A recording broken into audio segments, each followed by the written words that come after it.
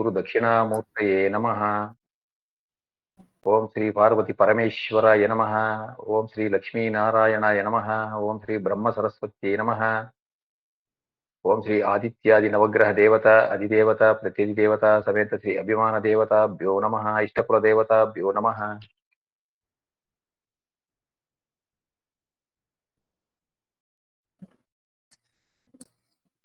ರಾಜೇಶ್ ಅವರು ಒಂದು ಇದನ್ನ ರೆಡಿ ಮಾಡಿ ಕೊಟ್ಟಿದ್ದಾರೆ, ಚಾರ್ಟು. ಅದನ್ನ ಸ್ವಲ್ಪ ಕರೆಕ್ಷನ್ ಮಾಡಿ ನಾನು ಮತ್ತೆ ಕೊಟ್ಟಿದ್ದೀನಿ, ಶೇರ್ ಮಾಡ್ತೀನಿ. ಇದು ಮುಗಿದ್ಮೇಲೆ, ಕ್ಲಾಸ್ ಮುಗಿದ್ಮೇಲೆ ಶೇರ್ ಮಾಡ್ತೀನಿ ವಾಟ್ಸಪ್ ಅಲ್ಲಿ, ನೀವೆಲ್ಲ ಅದನ್ನ ನೋಡ್ಕೋಬಹುದು. ಈಗ ಒಂದು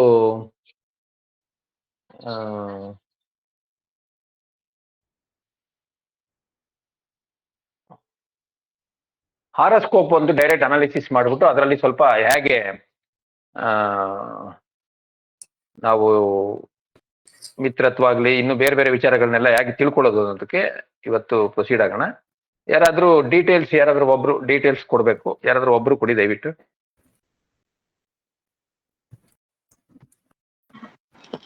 ಗುರುಗಳೇ ನಾವು ಕೊಡ್ಬೋದಾ ಗುರುಗಳೇ?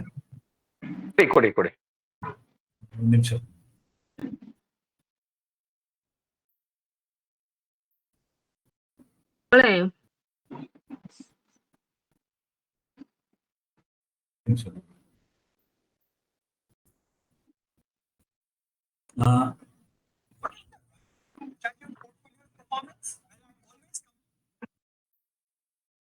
ಕೇಳಿಲ್ಲ, ಸ್ವಲ್ಪ ಹೇಳಿ.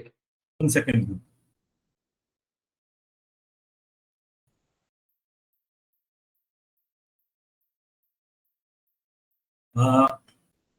ಬರ್ತ್ ಡೀಟೇಲ್ಸ್ 31 ಮಾರ್ಚ್ 1978. 31/3/1978 ಟೈಮ್ ಹೇಳಿ. 1 ಗಂಟೆ 37 ನಿಮಿಷ 38 second. Early morning. Early morning 1 o'clock 37 minutes 38 seconds. 38 second. Place of birth Bengaluru ಗುರು. ಬೆಂಗಳೂರು.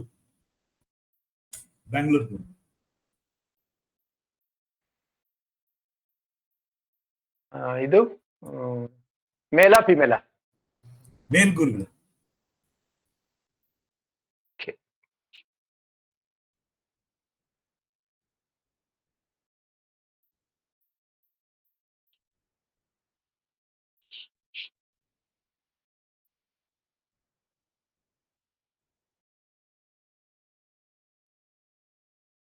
ಸರಿ.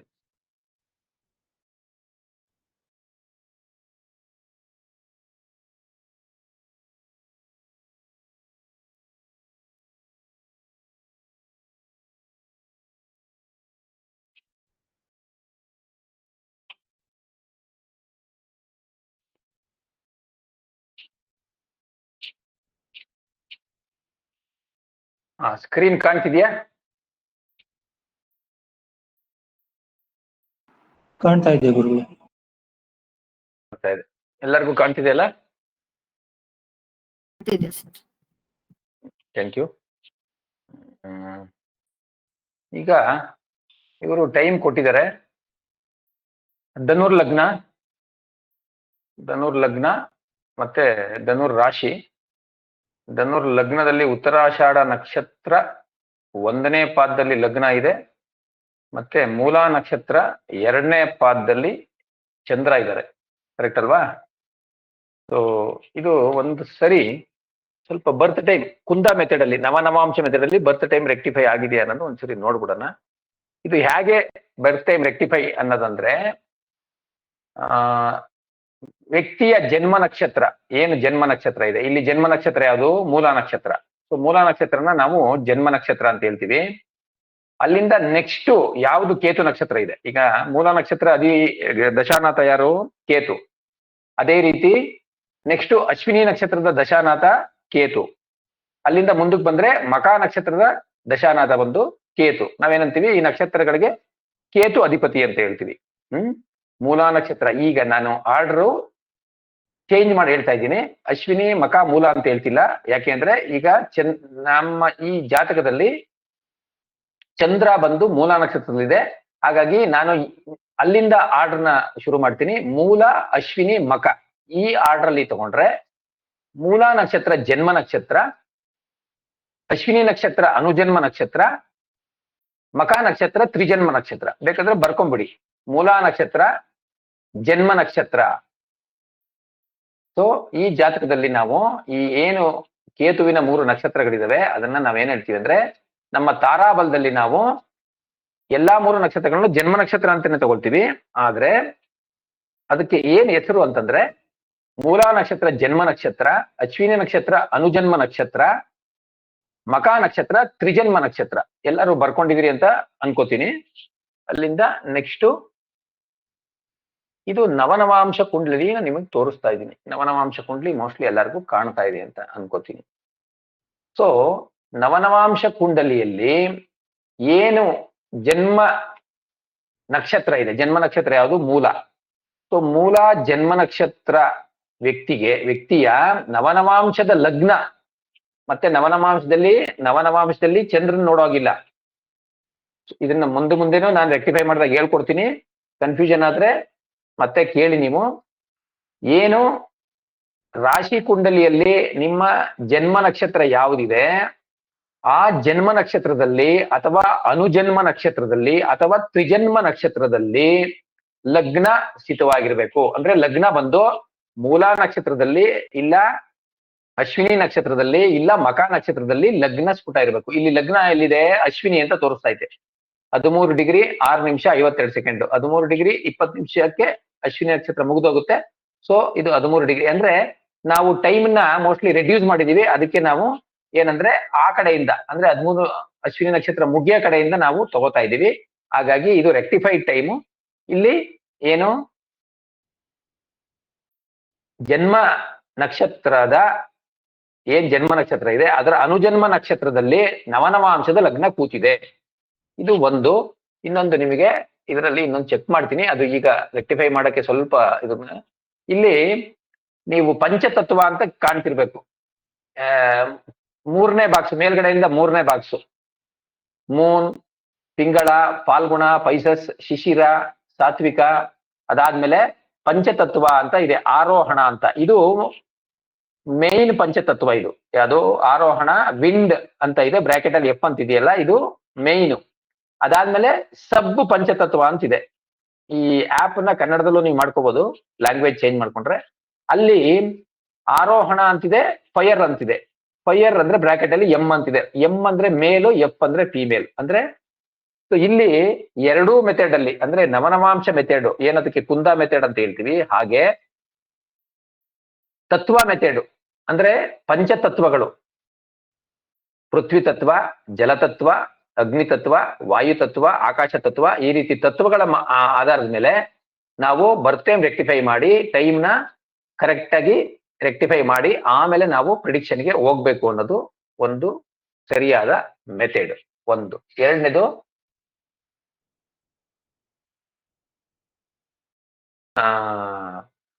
ಸೊ ಇಲ್ಲಿ 2 ಮೆಥಡ್ ಅಲ್ಲಿ ನಾವು ಬರ್ತ್ ರೆಕ್ಟಿಫೈ ಮಾಡಿದೀವಿ. ಒಂದು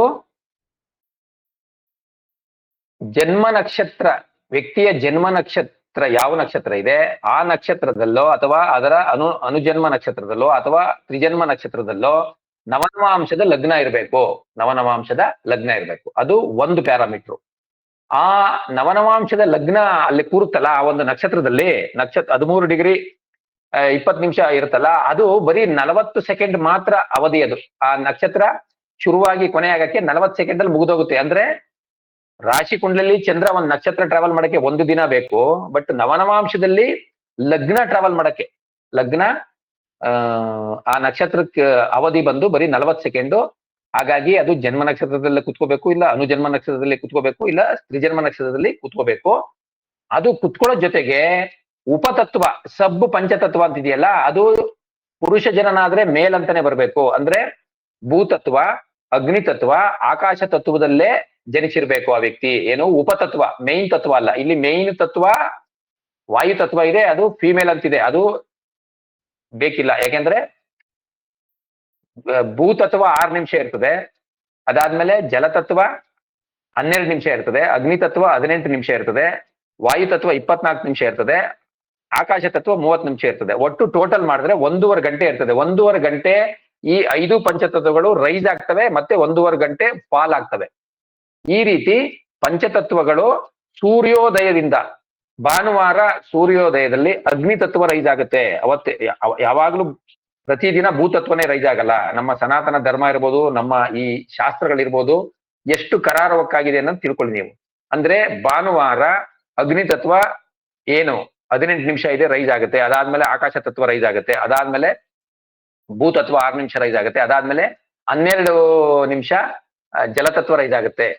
ಸೊ ಆ ರೀತಿ ಒಂದೊಂದು ಸೈಕಲ್. ಮತ್ತೆ ಅದೇ ರೀತಿ ಜಲತತ್ವ ಇಳಿಯುತ್ತದೆ, ಅಗ್ನಿ ತತ್ವ ಇಳಿಯುತ್ತೆ. ಆ ರೀತಿ ಆರ್ಡರ್ ಇದೆ, ಆರೋಹಣ ಅವರೋಹಣ. ಒಟ್ಟು ಈ ಪಂಚತತ್ವಗಳು 1.5 ಗಂಟೆ ರೈಸ್ ಆಗುತ್ತೆ, 1.5 ಗಂಟೆ ಫಾಲ್ ಆಗುತ್ತೆ. 3 ಅವರ್ಸ್ ಅಲ್ಲಿ ಅದು ಸೂರ್ಯೋದಯದಿಂದ, ಈಗ ಸೂರ್ಯೋದಯ 6 ಗಂಟೆ 3 ನಿಮಿಷ ಅಂದ್ರೆ 6 ಗಂಟೆ 3 ನಿಮಿಷಕ್ಕೆ ಸ್ಟಾರ್ಟ್ ಆಗುತ್ತೆ. ಮತ್ತೆ 9 ಗಂಟೆ 3 ನಿಮಿಷಕ್ಕೆ ಅದು ಒಂದು ಸೈಕಲ್ ಮುಗಿಯುತ್ತದೆ. ಮತ್ತೆ 9 ಗಂಟೆ 3 ನಿಮಿಷದಿಂದ ಸೇಮ್ ಯಥಾಸ್ಥಿತಿ ಸ್ಟಾರ್ಟ್ ಆಗುತ್ತೆ. ಆ ರೀತಿ ಭಾನುವಾರ ಅಗ್ನಿತತ್ವ, ಸೋಮವಾರ ಜಲತತ್ವ, ಮಂಗಳವಾರ ಮತ್ತೆ ಅಗ್ನಿತತ್ವ, ಬುಧವಾರ ಭೂತತ್ವ, ಗುರುವಾರ ಆಕಾಶ ತತ್ವ, ಅಂದ್ರೆ ಸೂರ್ಯೋದಯದಲ್ಲಿ ಸ್ಟಾರ್ಟ್ ಆಗೋದು, ಎಲ್ಲಾ ತತ್ವಗಳು ಬರ್ತದೆ. ಶುಕ್ರವಾರ ಜಲತತ್ವ, ಶನಿವಾರ ವಾಯು ತತ್ವ. ಈ ರೀತಿ ಆ ದಿನಗಳು ಸೂರ್ಯೋದಯ ಸಮಯದಲ್ಲಿ, ಅಂದ್ರೆ ದಿನ ಶುರುವಾಗದು ಯಾವಾಗ್ಲೂ ಅರ್ಕಚಕ್ರ ಬುಧಶ್ಚಂದ್ರ ಮಂದೋ ಜೀವೋ ಧರಾಸುತಃ ಅಂತ ಫಾರ್ಮುಲಾ ಏನಿದೆ, ಆ ಫಾರ್ಮುಲಾ ಪ್ರಕಾರ ಸೂರ್ಯೋದಯದಲ್ಲಿ ಆ ಮೊದಲನೇ ಗಂಟೆ ಯಾವ ಗ್ರಹ ರೂಲ್ ಮಾಡುತ್ತೆ ಅವನೇ ಆ ದಿನದ ಅಧಿಪತಿ ಅಂತ ಆಗುತ್ತೆ. ಆಮೇಲೆ ಸಂವತ್ಸರನ ಯಾವ ರೀತಿ, ಸಂವತ್ಸರಕ್ಕೆ ಅಧಿಪತಿ ಯಾವ ರೀತಿ ನಿರ್ಧರಿಸ್ತಾರೆ ಅಂತ ಯಾರಿಗಾರು ಗೊತ್ತಾ? ಇಲ್ಲಿ ಯಾರಿಗಾರು ಗೊತ್ತಿದ್ರೆ ಅನ್ಮ್ಯೂಟ್ ಮಾಡ್ಕೊಂಡು ಹೇಳಿ, ಮತ್ತೆ ಮ್ಯೂಟ್ ಮಾಡ್ಕೊಳ್ಳಿ. ಸಂವತ್ಸರ ಈಗ ಯಾವುದು, ನಮ್ಮ ಯುಗಾದಿ ಯಾವತ್ತಿತ್ತು? ಯುಗಾದಿ 30ನೇ ತಾರೀಕು ಮಾರ್ಚ್ ಗುರುಗಳು. 30ನೇ ತಾರೀಕು ಇತ್ತು. ವೆರಿ ಗುಡ್, ಸರಿ. ಈ ವಿಶ್ವವಸು ನಾಮ ಸಂವತ್ಸರದ ಅಧಿಪತಿ, ಸಂವತ್ಸರದ ಅಧಿಪತಿನ ಐಡೆಂಟಿಫೈ ಮಾಡ್ತಾರಲ್ಲ, ಆ ಅಧಿಪತಿ ಯಾವ ರೀತಿ ಐಡೆಂಟಿಫೈ ಮಾಡ್ತಾರೆ ಯಾರಿಗಾರು ಗೊತ್ತಿದ್ರೆ ಹೇಳಿ. 60 ಜನ ನಾರದ ಮುನಿಗಳ ಮಕ್ಕಳು. ಒಬ್ರು 1 by 1 ಪ್ಲೀಸ್. ಗುರುಗಳ ಇದು ಆಕ್ಚುಲ್ ಆಗಿ ಸಂವತ್ಸರದ ಹೆಸರು 60 ಜನ. ಅದಲ್ಲ ಅದೇಬೇಡಿ ಪ್ಲೀಸ್, ಅದೇಬೇಡಿ. ಈಗ ವಿಶ್ವವಸು ಸಂವತ್ಸರದ ಅಧಿಪತಿ ಯಾರು ಅಂತ ಗೊತ್ತಿದೆಯಾ? ಒಂದು, ಅದನ್ನ ಯಾವ ರೀತಿ ಐಡೆಂಟಿಫೈ ಮಾಡಿದ್ದಾರೆ? ಯಾರು ವಾರ ಹೇಳಿ? ವಾರಾಧಿಪತಿನೇ ಸಂವತ್ಸರದ. ಯುಗಾದಿ ಯಾವತ್ತಿತ್ತು? ಯುಗಾದಿ ಯಾವತ್ ಬಂತು? ಭಾನುವಾರ. ಭಾನುವಾರ ಬಂತು. ಮಂಗಳವಾರ ಗುರುಗಳೇ. ಒಬ್ಬೊಬ್ರು ಒಂದೊಂದು ಹೇಳಿದ್ರೆ ಹೆಂಗ್ ಹೇಳೋದು? ಪಕ್ಕ ಹೇಳ್ಬೇಕಂದ್ರೆ ಮಂಗಳವಾರನೇ ಬಂದಿದೆ ಗುರುಗಳೇ. ಹಂಗಲ್ಲ, ಸೂರ್ಯೋದಯಕ್ಕೆ ಇರೋದ್ ಹೇಳ್ಬೇಕು. ಹಂಗ್ ಹೇಳಕ್ ಆಗಲ್ಲ ನೀವು. ಸೂರ್ಯೋದಯಕ್ಕೆ ಯಾವಾಗ ಬಂತು? ಬುಧವಾರ ಸರ್. ಬುಧವಾರನ? ವಿಶ್ವವಸು ಯಾವಾಗ ಬಂತು? ಒಬ್ಬೊಬ್ರು ಒಂದೊಂದು ಹೇಳ್ತಾ ಇದ್ದೀರಿ. ಭಾನುವಾರ. ವಿಶ್ವವಸು ಶುರುವಾಗಿದ್ದು ಅದು ಪಾಡ್ಯ ಪ್ರಥಮ ತಿಥಿ ಶುರುವಾಗಿದ್ದು ಭಾನುವಾರ, ಅಂದ್ರೆ ಸೂರ್ಯೋದಯದಲ್ಲಿ. ನಿಮಗೆ ತಿಥಿ ರಾತ್ರಿನೇ ಶುರುವಾದ್ರೂ ಅದು ಬೇರೆ ಪ್ರಶ್ನೆ. ಆದ್ರೆ ಶುರುವಾಗಿದ್ದು, ಮ್ಯೂಟ್ ಮಾಡ್ಕೊಳ್ಳಿ ದಯವಿಟ್ಟು, ಅದು ಶುರುವಾಗಿದ್ದು ಅಂದ್ರೆ ನಮ್ಮ ದಿನಗಳಾಗ್ಲಿ ಸಂವತ್ಸರಗಳಾಗ್ಲಿ ಪ್ರತಿಯೊಂದಕ್ಕೂ ಅದು ಸೂರ್ಯೋದಯದಲ್ಲೇ ಸ್ಟಾರ್ಟ್ ಆಗುತ್ತೆ ಅನ್ನೋದಕ್ಕೆ ಹೇಳಕ್ ಬಂದೆ ನಾನು. ಹಂಗಾಗಿ ಈ ಪಂಚತತ್ವನು ಸೂರ್ಯೋದಯದಲ್ಲೇ ಸ್ಟಾರ್ಟ್ ಆಗುತ್ತೆ. ಹಾಗಾಗಿ ಇದನ್ನೆಲ್ಲ ನೀವು ನೋಟ್ ಡೌನ್ ಮಾಡ್ಕೊಳ್ಳಿ, ಇಲ್ಲ ನೀವು ಜ್ಞಾಪಕನಾದ್ರು ಇಟ್ಕೊಳ್ಳಿ. ಬಟ್ ಇದೆಲ್ಲ ಕಾನ್ಸೆಪ್ಟ್ ಅಸ್ಟ್ರಾಲಜರ್ಗೆ ಗೊತ್ತಿರ್ಬೇಕು. ಇಲ್ಲ ಅಂದ್ರೆ ವಿ ಕೆನಾಟ್, ಏನು ನೀವು ಎಕ್ಸ್ಪರ್ಟ್ ಆಗಕ್ಕಾಗಲ್ಲ, ಎಕ್ಸ್ಪರ್ಟೈಸ್ ಬರಲ್ಲ. ಓಕೆ, ಸೊ ಅಲ್ಲಿಂದ ಬಂದ್ರೆ ಏನು ನಾವು ಈಗ ನೋಡ್ದೋ, ಈಗ ಈ ಬರ್ತ್ ಟೈಮ್ ರೆಕ್ಟಿಫೈ ಆಗಿದೆ ಅಂದ್ರೆ ಪುರುಷ ವ್ಯಕ್ತಿ. ಸೊ ಏನು ಅಗ್ನಿ ತತ್ವದಲ್ಲೇ ಅಗ್ನಿ ಉಪತತ್ವ ಅಂದ್ರೆ ವಾಯು ಪಂಚತತ್ವದಲ್ಲಿ ಮತ್ತೆ ಅದರಲ್ಲಿ ಡಿವೈಡ್ ಆಗುತ್ತೆ ಉಪತತ್ವಗಳು. ಆರ್ಡರ್ ರೈಸ್ ಅಂಡ್ ಫಾಲ್ ಆಗುತ್ತೆ. ಅದರಲ್ಲಿ ಅಗ್ನಿ ಉಪತತ್ವದಲ್ಲೇ ಜನಿಸಿರೋದು ಪ್ಲಸ್ ನವನವಾಂಶದ ಲಗ್ನ ಅನುಜನ್ಮ ನಕ್ಷತ್ರ ಅಂದ್ರೆ ಅಶ್ವಿನಿ ನಕ್ಷತ್ರದಲ್ಲಿ ನವನವಾಂಶದ ಲಗ್ನ ಇದೆ. ಹಂಗಾಗಿ ಇದು ರೆಕ್ಟಿಫೈಡ್ ಬರ್ತ್ ಟೈಮ್. ಇದು ಇಲ್ಲಿಗೆ ಒಂದು ಆಯ್ತು. ನೆಕ್ಸ್ಟ್ ಲೆವೆಲ್ಗೆ ಹೋಗೋಣ. ಏನು ಜಾತಕವನ್ನ ನೋಡಿದ್ರೆ ನಿಮಗೆ ನೋಡಿದ ತಕ್ಷಣ ಏನ್ ಕಾಣುತ್ತೆ, ಏನ್ ಅನ್ಸುತ್ತೆ? ಒಂದು ಯಾರಾದ್ರೂ ಒಬ್ರು ಒಂದು ವ್ಯಾಲಿಡ್ ಪಾಯಿಂಟ್ಗಳು ಹೇಳಕ್ಕೆ ಪ್ರಯತ್ನ ಮಾಡಿ. ಜಾತಕನ ನೋಡಿದ್ರೆ ಏನೇನ್ ಅನ್ಸುತ್ತೆ ನಿಮಗೆ?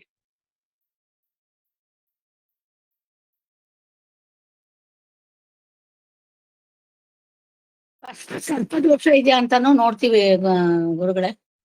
ಹೇಳಿ ಇನ್ನೊಂದ್ಸರಿ ಹೇಳಿ. ಸರ್ಪದೋಷ ಏನಾದ್ರು ಕಾಳ ಸರ್ಪದೋಷ ಆ ತರದ್ ಏನಾದ್ರು ಇದೆಯಾ ಅಂತ ಕೂಡ ಫಸ್ಟ್ ನೋಡ್ತೀವಿ. ಇದೆಯಾ ಇಲ್ವಾ? ಈ ನೋಡ್ತೀವಿ ಜಾತಕ ಬಂದಾಗ ಫಸ್ಟ್ ನಾವು ಅದನ್ನು observe ಇಲ್ಲ ಮಾಡ್ತೀವಿ. ಇಲ್ಲ ಇಲ್ಲ, ಜನರಲ್ ಆಗಬೇಡಿ. ಈ ಜಾತಕ ನೋಡಿದ ತಕ್ಷಣನೇ ಏನ್ Okay. ಅನ್ಸ್ಬೋದು? ಗುರುಗಳೇ, ಇಲ್ಲಿ ರಾಹು ಕೇತು ಆಕ್ಸಿಸ್ ಇಂದ ಹೊರಗಡೆ ಬರೀ ಚಂದ್ರ ಒಂದು ಇದೆ ಗುರುಗಳೇ. ಬಿಟ್ಟು ಇನ್ನೆಲ್ಲಾನು ಅದ್ರ ಆಕ್ಸಿಸ್ ಒಳಗಡೆನೆ ಬರ್ತಾ ಇದೆ. ಇಲ್ಲಿ ಹುಟ್ಟಿರ್ಬೋದಾ ಸರ್? ಕಾಳ ಸರ್ಪದೋಷ ಇಲ್ಲ. ಹೇಳಿದ್ದು ಒಳ್ಳೆ ಕಮೆಂಟ್. ಗ್ರಹಣ ಇರ್ಬೇಕಂದ್ರೆ ರಾಹು ಕೇತು ಅಂದ್ರೆ ಕೇತು ಜೊತೆ ಸೂರ್ಯ, ರಾಹು ಜೊತೆ ಚಂದ್ರ ಇದ್ರೆ ಅದು ಚಂದ್ರಗ್ರಹಣ. ಇಲ್ಲ ಕೇತು ಜೊತೆ ಸೂರ್ಯ ಚಂದ್ರ ಇಬ್ರು ಇದ್ರೆ, ಅಥವಾ ರಾಹು ಜೊತೆ ಸೂರ್ಯ ಚಂದ್ರ ಇಬ್ರು ಇದ್ರೆ ಅದು ಸೂರ್ಯಗ್ರಹಣ. ಇದು ಎಲ್ಲರೂ ತಿಳ್ಕೊಂಬಿಡಿ, ಇಲ್ಲ ಬರ್ಕೊಂಬಿಡಿ. ಯಾವಾಗ್ಲೂ ಗ್ರಹಣ ಆಗ್ಬೇಕಾದ್ರೆ ರಾಹು ಕೇತು ಜೊತೆಯಲ್ಲಿ ಸೂರ್ಯ ಚಂದ್ರರು ಇರ್ಬೇಕು.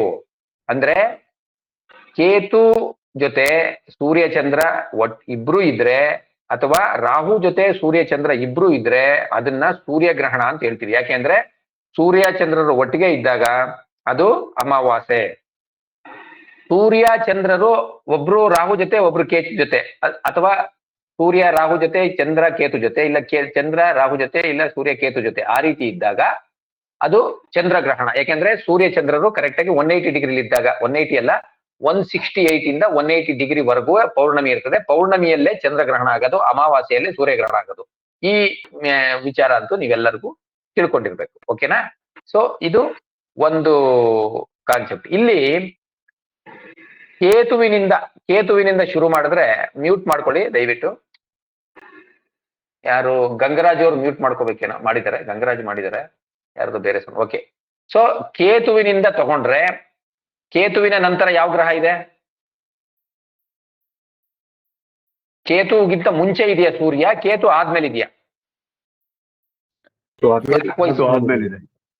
ಕೇತು ಆದ್ಮೇಲೆ ಇದೆ. Very good.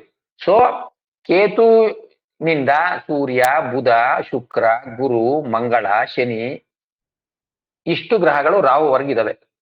ಅಂದ್ರೆ ಚಂದ್ರ 15 ದಿನಕ್ಕೆ ಆ ಕಡೆ ಇರ್ತದೆ, 15 ದಿನಕ್ಕೆ ಈ ಕಡೆ ಇರ್ತದೆ. ಹಂಗಾಗಿ ಚಂದ್ರನ ಸೀರಿಯಸ್ ಆಗಿ ನೀವು ಅದು ಈಚೆ ಕಡೆ ಬಂದ್ಬಿಟ್ಟಿದೆ, ಹಂಗಾಗಿ ಇದು ಕಾಳಸರ್ಪ ಯೋಗ ಅಲ್ಲ ಅಂತ ಹೇಳಂಗಿಲ್ಲ. ಇದು ಕಾಳಸರ್ಪ ಯೋಗ ಒಂದೇನಂದ್ರೆ ಲಗ್ನ ಮತ್ತು ಚಂದ್ರ ಹೊರಗಡೆ ಇದೆ ಅಂತ ತಗೋಬಹುದು. ಸೊ ಈ ಜಾತಕವನ್ನು ಕಾಳಸರ್ಪ ಯೋಗ ಜಾತಕ ಅಂತ ಹೇಳ್ತೀವಿ. ಒಂದು. ಎರಡನೇದು, ಇದು ಯಾವ ರೀತಿಯ ಕಾಳಸರ್ಪ ಯೋಗ ಅಂದ್ರೆ ಕೇತು ರಾಹು ಆಕ್ಸಿಸ್ ಕಾಳಸರ್ಪ ಯೋಗ. ಇಲ್ಲಿ ಇವು ಉಲ್ಟಾ ತಿರುಗ್ತವೆ, ಇದು ರಾಹು ಕೇತು ಆಕ್ಸಿಸ್ ಅಂತ ಅದೆಲ್ಲ ತಗೋಬೇಡಿ. ಅರ್ಥ ಆಯ್ತಾ? ನಾನ್ ನಿಮ್ಗೆ ಏನ್ ಹೇಳ್ತೀನಿ ಅದು ಒಂದು ರೀತಿ ತಗೊಳ್ಳಿ, ನಿಮಗೆ ಪ್ರಿಡಿಕ್ಷನ್ಗೆ ಬಹಳ ಈಸಿ ಆಗುತ್ತೆ. ಆಯ್ತಾ? ಏನು Ketu Rahu axis clockwise ತಗೊಂಡ್ಬಿಡಿ. ಕೇತು ರಾಹು ಆಕ್ಸಿಸ್ ಕಾಳಸರ್ಪ ಯೋಗ. ಇದು ಯೋಗ ಅಂದ್ರೆ ಕೇಮದ್ರುಮ ಯೋಗ, ಕೆಟ್ಟಕ್ಕೆ ಶುಭ ಯೋಗ, ಅಶುಭ ಯೋಗ ಎಲ್ಲ ಇದಾವೆ. ಆ ಲೆಕ್ಕದಲ್ಲಿ ಕೇತು ರಾಹು ಆಕ್ಸಿಸ್ ಕಾಳಸರ್ಪ ಯೋಗ, ಅದರಲ್ಲಿ 4 ಮತ್ತು 10ನೇ ಮನೆಗೆ ಎಫೆಕ್ಟ್ ಆಗಿದೆ. ಅಂದ್ರೆ ಯಾವ ಸರ್ಪ ಅಂತ ಹೆಸರು ಹೇಳ್ತಾರೆ, ಯಾವ ಸರ್ಪ ಅಂತ. ಅದಕ್ಕೆ ಸದ್ಯಕ್ಕೆ ಜ್ಞಾಪಕ ಇಲ್ಲ ನನಗೆ. ಏನಾದ್ರೂ ಇಲ್ಲಿ ನೋಡಿದ್ರೆ ಪದ್ಮನಾಭ ಅಂತ ಬರುತ್ತಲ್ಲ ಸರ್, 4ನೇದಂದ್ರೆ ಅದೇ ನೋಡೋಣ ಕರೆಕ್ಟ್ ಆಗಿ. ಅನಂತ ವಾಸುಕಿ ಶೇಷ ಪದ್ಮನಾಭ. ಹೌದು. ಯಾವುದು ಅಂತ ಬರುತ್ತೆ. ಬರುತ್ತೆ. ಯಾವ್ಯಾವ ಹೌಸ್ಗೆ ಯಾವುದು ಅನ್ನೋದು ಮೇನ್ ಇಂಪಾರ್ಟೆಂಟ್. ಇಲ್ಲಿ 4th ಮತ್ತು 10th ಅಂದ್ರೆ 4ರಲ್ಲಿ ರಾಹು ಇದ್ದು 10ರಲ್ಲಿ ಕೇತು ಅಂತಾರೆ. ಅದು ಉಲ್ಟಾ ಆದ್ರೆ ಏನ್ ಮಾಡ್ತಾರೋ ಅದು ಸ್ವಲ್ಪ ಕನ್ಫ್ಯೂಷನ್. ಇಲ್ಲಿ ಒಂದೇ ರೀತಿ ಕೊಡ್ತಾರೆ. ಶಂಖಪಾಲ ಕಾಳಸರ್ಪ ದೋಷ, ಶಂಖಪಾಲ ಕಾಳಸರ್ಪ ದೋಷ. 1ನೇ ಮನೆ 7ನೇ ಮನೆ ಕನೆಕ್ಟ್ ಆದ್ರೆ ಅನಂತ ಕಾಳಸರ್ಪ ದೋಷ. 2 8 ಆದ್ರೆ ಗುಳಿಕ ಕಾಳಸರ್ಪ ದೋಷ ಅಥವಾ ಕುಳಿಕ ಕಾಳಸರ್ಪ ದೋಷ. 3 9 ಆದ್ರೆ ವಾಸುಕಿ ಕಾಳಸರ್ಪ ದೋಷ. 4 10 ಆದ್ರೆ ಶಂಖಪಾಲ ಕಾಳಸರ್ಪ ದೋಷ.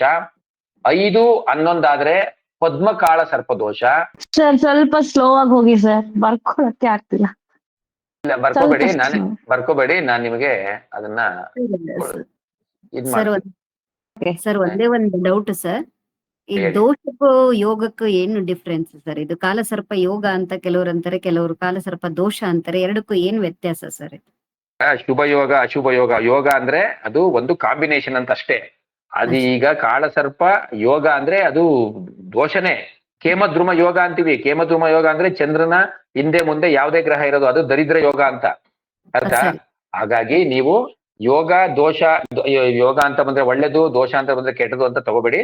ಒಟ್ಟು ಅವು ಶುಭ ಯೋಗಗಳೇ ಬೇರೆ, ಅಶುಭ ಯೋಗಗಳೇ ಬೇರೆ. ಇದು ಅಶುಭ ಯೋಗ ಬರ್ತದೆ. ಸರಿ sir. Okay okay. Okay. So ಅದನ್ನ ನಾನು ನಿಮ್ಗೆ ಶೇರ್ ಮಾಡ್ತೀನಿ. ಜಸ್ಟ್ ಹೇಳ್ತಾ ಇದ್ದೆ ನಾನು ಯಾವ್ಯಾವ ಹೌಸ್ ಅಂತ ಅಷ್ಟೇ ಹೇಳ್ತಿದ್ದೆ, ನಿಮ್ಗೆ ಶೇರ್ ಮಾಡ್ತೀನಿ. ಅಲ್ಲಿಂದ ಬಂದ್ರೆ 6 ಮತ್ತೆ 12 ಮಹಾಪದ್ಮ ಕಾಳಸರ್ಪ ದೋಷ. 7 ಮತ್ತೆ ನೋಡಿ ಇಲ್ಲಿ 7 1 ಆದ್ರೆ ತಕ್ಷಕ ಕಾಳಸರ್ಪ ದೋಷ. 8 2 ಆದ್ರೆ ಇಲ್ಲಿ ಒಂದ್ ನಿಮಿಷ, ಇದು ಘಟಕ ಕಾಳಸರ್ಪ ದೋಷ. ಯಾವುದು ಈಗ ನಮ್ಮ ನೋಡ್ತಾ ಇದೀವಲ್ಲ, ಇದು ಘಟಕ ಕಾಳಸರ್ಪ ದೋಷ. 10ರಲ್ಲಿ ರಾಹು 4ರಲ್ಲಿ ಕೇತು ಇದ್ರೆ ಘಟಕಾಳ ಸರ್ಪ ದೋಷ ಅಥವಾ ಘಟಕ ಕಾಳ ಸರ್ಪ ದೋಷ. ಇದನ್ನ ಬರ್ಕೊಳ್ಳಿ.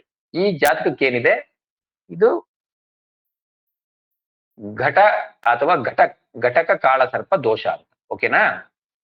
ಅಲ್ಲಿಂದ ನೆಕ್ಸ್ಟ್ ಇನ್ನೇನು ನಿಮಗೆ ಯಾರಿಗಾದ್ರೂ ಇಲ್ಲಿ ಕಾಣುತ್ತಾ?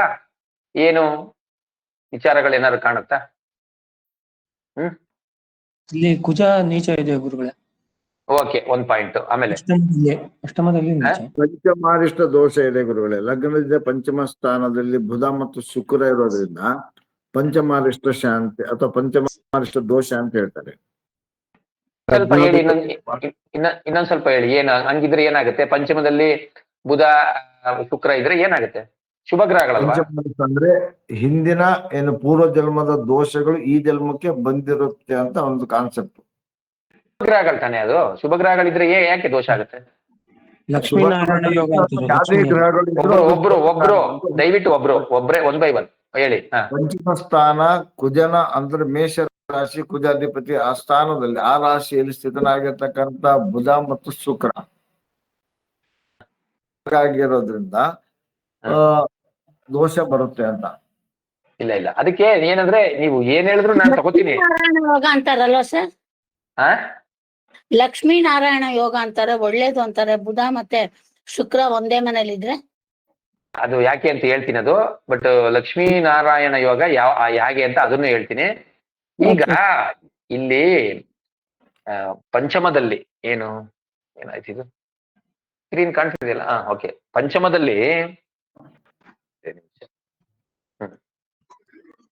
ಪಂಚಮದಲ್ಲಿ ಬುಧ ಮತ್ತೆ ಶುಕ್ರ ಇದ್ರೆ ಅಂತ ನೆಗೆಟಿವ್ ಆಗಿ ತಗೊಳಕ್ಕೆ ಏನು ನಾಟ್ ರಿಕ್ವೈರ್ಡ್. ಓಕೆ. ಈಗ ಇಲ್ಲಿ ನಿಮಗೆ ಆಲ್ರೆಡಿ ಬಿಗಿನಿಂಗ್ ಕ್ಲಾಸ್ ಅಲ್ಲಿ ಕೆಲವು ಹೇಳ್ಕೊಟ್ಟಿದ್ದೆ, ವರ್ಗೋತ್ತಮ ನೋಡ್ಬೇಕು ನೀವು ಅಂತ. ವರ್ಗೋತ್ತಮ ಇದರ ಯಾವ್ದಾದ್ರು ಗ್ರಹಗಳು ಅಂತ. ಇಲ್ಲಿ ಯಾವ್ಯಾವ ಗ್ರಹ ವರ್ಗೋತ್ತಮ ಇದೆ ಹೇಳ್ತೀರಾ?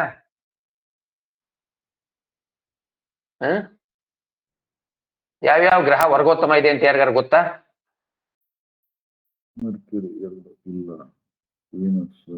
ವರ್ಗೋತ್ತಮದ್ ಹೇಳ್ಬೇಕಾ ಇನ್ನೊಂದ್ಸರಿ ನಾನು? ಇಲ್ಲ ಮ್ಯೂಟ್ ಮಾಡ್ಕೊಂಡು ಇದ್ ಮಾಡ್ಬೇಕು. ದಯವಿಟ್ಟು ಮಾತಾಡ್ಬೇಕಾದ್ರೆ ಮಾತ್ರ ಅನ್ಮ್ಯೂಟ್ ಮಾಡ್ಬೇಕು. ಯಾವುದು ವರ್ಗೋತ್ತಮ ಹೇಗೆ ಅಂತ ನಾನು ಇನ್ನೊಂದ್ಸರಿ ಹೇಳ್ತೀನಿ ನೋಡಿ. ಫಸ್ಟ್ ಈ ಕಡೆ ಮೀನರಾಶಿ ಇದೆಯಲ್ಲ, ಮೀನರಾಶಿಯಿಂದ ತಗೊಬಿಡೋಣ. ಸುಲಭ, ನಿಮ್ಗೆ ಈಸಿ ಆಗ್ಲಿ ಅಂತ ಮೀನರಾಶಿಯಿಂದ ನಾನು ತಗೋತೀನಿ. ಈ ಮೀನರಾಶಿ ಇದೆಯಲ್ಲ, ಇದು ದ್ವಿಸೋಭವ ರಾಶಿ. ಇಲ್ಲಿಂದ ಶುರು ಮಾಡೋಣ. ಈ ದ್ವಿಸೋಭವ ರಾಶಿ ಕೊನೆ ಪಾದ ಅಂದ್ರೆ ಒಂದು ರಾಶಿಯಲ್ಲಿ 9 ಪಾದ ಇರ್ತದೆ. ಕೊನೆ ಪಾದ ಅಂದ್ರೆ ಕೊನೆಯ 3 ಡಿಗ್ರಿ 20 ನಿಮಿಷ. ಕೊನೆ 3 ಡಿಗ್ರಿ 20 ನಿಮಿಷ ಅಂದ್ರೆ 26 ಡಿಗ್ರಿ 40 ನಿಮಿಷದಿಂದ 30 ಡಿಗ್ರಿವರೆಗೆ ಅದು ಕೊನೆ ಪಾದ. ರೇವತಿ 4ನೇ ಪಾದ. ಇರ್ಲಿ ಆಯ್ತು. Okay fine. ಒಂದು ಹಾಗೆ ದ್ವಿಸೋಭವ ರಾಶಿಯ ಕೊನೆಯ ಪಾದ, ಚರರಾಶಿಯ ಮೊದಲನೇ ಪಾದ. 3 ಡಿಗ್ರಿ 20 ನಿಮಿಷದೊಳಗಡೆ ದ್ವಿಸೋಭವ ರಾಶಿಯ ಕೊನೆ ಪಾದ. ಪಕ್ಕದಲ್ಲಿ ಇರ್ತದೆ. ಎರಡು ಏನಂದ್ರೆ ಪಕ್ಕದಲ್ಲಿ ಇರ್ತದೆ. ಅಂದ್ರೆ ಇಲ್ಲಿ ಎಂಡು, ಇಲ್ಲಿ ಬಿಗಿನಿಂಗು. ಸ್ಥಿರ ರಾಶಿಯ ಮಧ್ಯದ ಪಾದ. ಸ್ಥಿರ ರಾಶಿಯಲ್ಲಿ ಮಧ್ಯ. ನೀವು ಯಾವ ತರ ಬೇಕಾದ್ರೆ ತಗೋಬಹುದು. ಇಲ್ಲ ಚರರಾಶಿಯ ಮೊದಲನೇ ಪಾದ, ಸ್ಥಿರ ರಾಶಿಯ ಮಧ್ಯದ ಪಾದ, ದ್ವಿಸೋಭವ ರಾಶಿಯ ಕೊನೆ ಪಾದ ಅಂತ ತಗೋಬಹುದು. ಅಂದ್ರೆ ಮೇಷರಾಶಿಯಿಂದನಾದ್ರೂ ಶುರು ಮಾಡಬಹುದು. ನಿಮಗೆ ಹೆಂಗ್ ಅನುಕೂಲ ಅಂತ ತಗೊಳ್ಳಿ. ಚರ, ಸ್ಥಿರ, ದ್ವಿಸೋಭವ ಬರ್ಕೊಂಬಿಡಿ. ಚರ ಮೊದಲನೇ ಪಾದ, ಸ್ಥಿರ 5ನೇ ಪಾದ ಅಥವಾ ಮಧ್ಯದ ಪಾದ, ದ್ವಿಸ್ವಭಾವ ಕೊನೆಯ ಪಾದ ಅಥವಾ 9ನೇ ಪಾದ. ಇದು ಬರ್ಕೊಂಬಿಡಿ, ನಿಮ್ಗೆ ಈಸಿ ಆಗುತ್ತೆ. ಯಾವ ತರ ಬೇಕಾದ್ರೆ ತಗೊಳ್ಳಿ.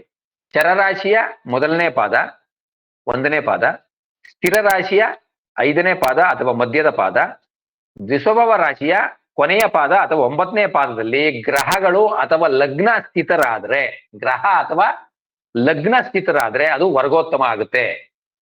ಈಗ ದಯವಿಟ್ಟು ಹೇಳಿ, ಇಲ್ಲಿ ಯಾವ್ಯಾವ್ದು ವರ್ಗೋತ್ತಮ?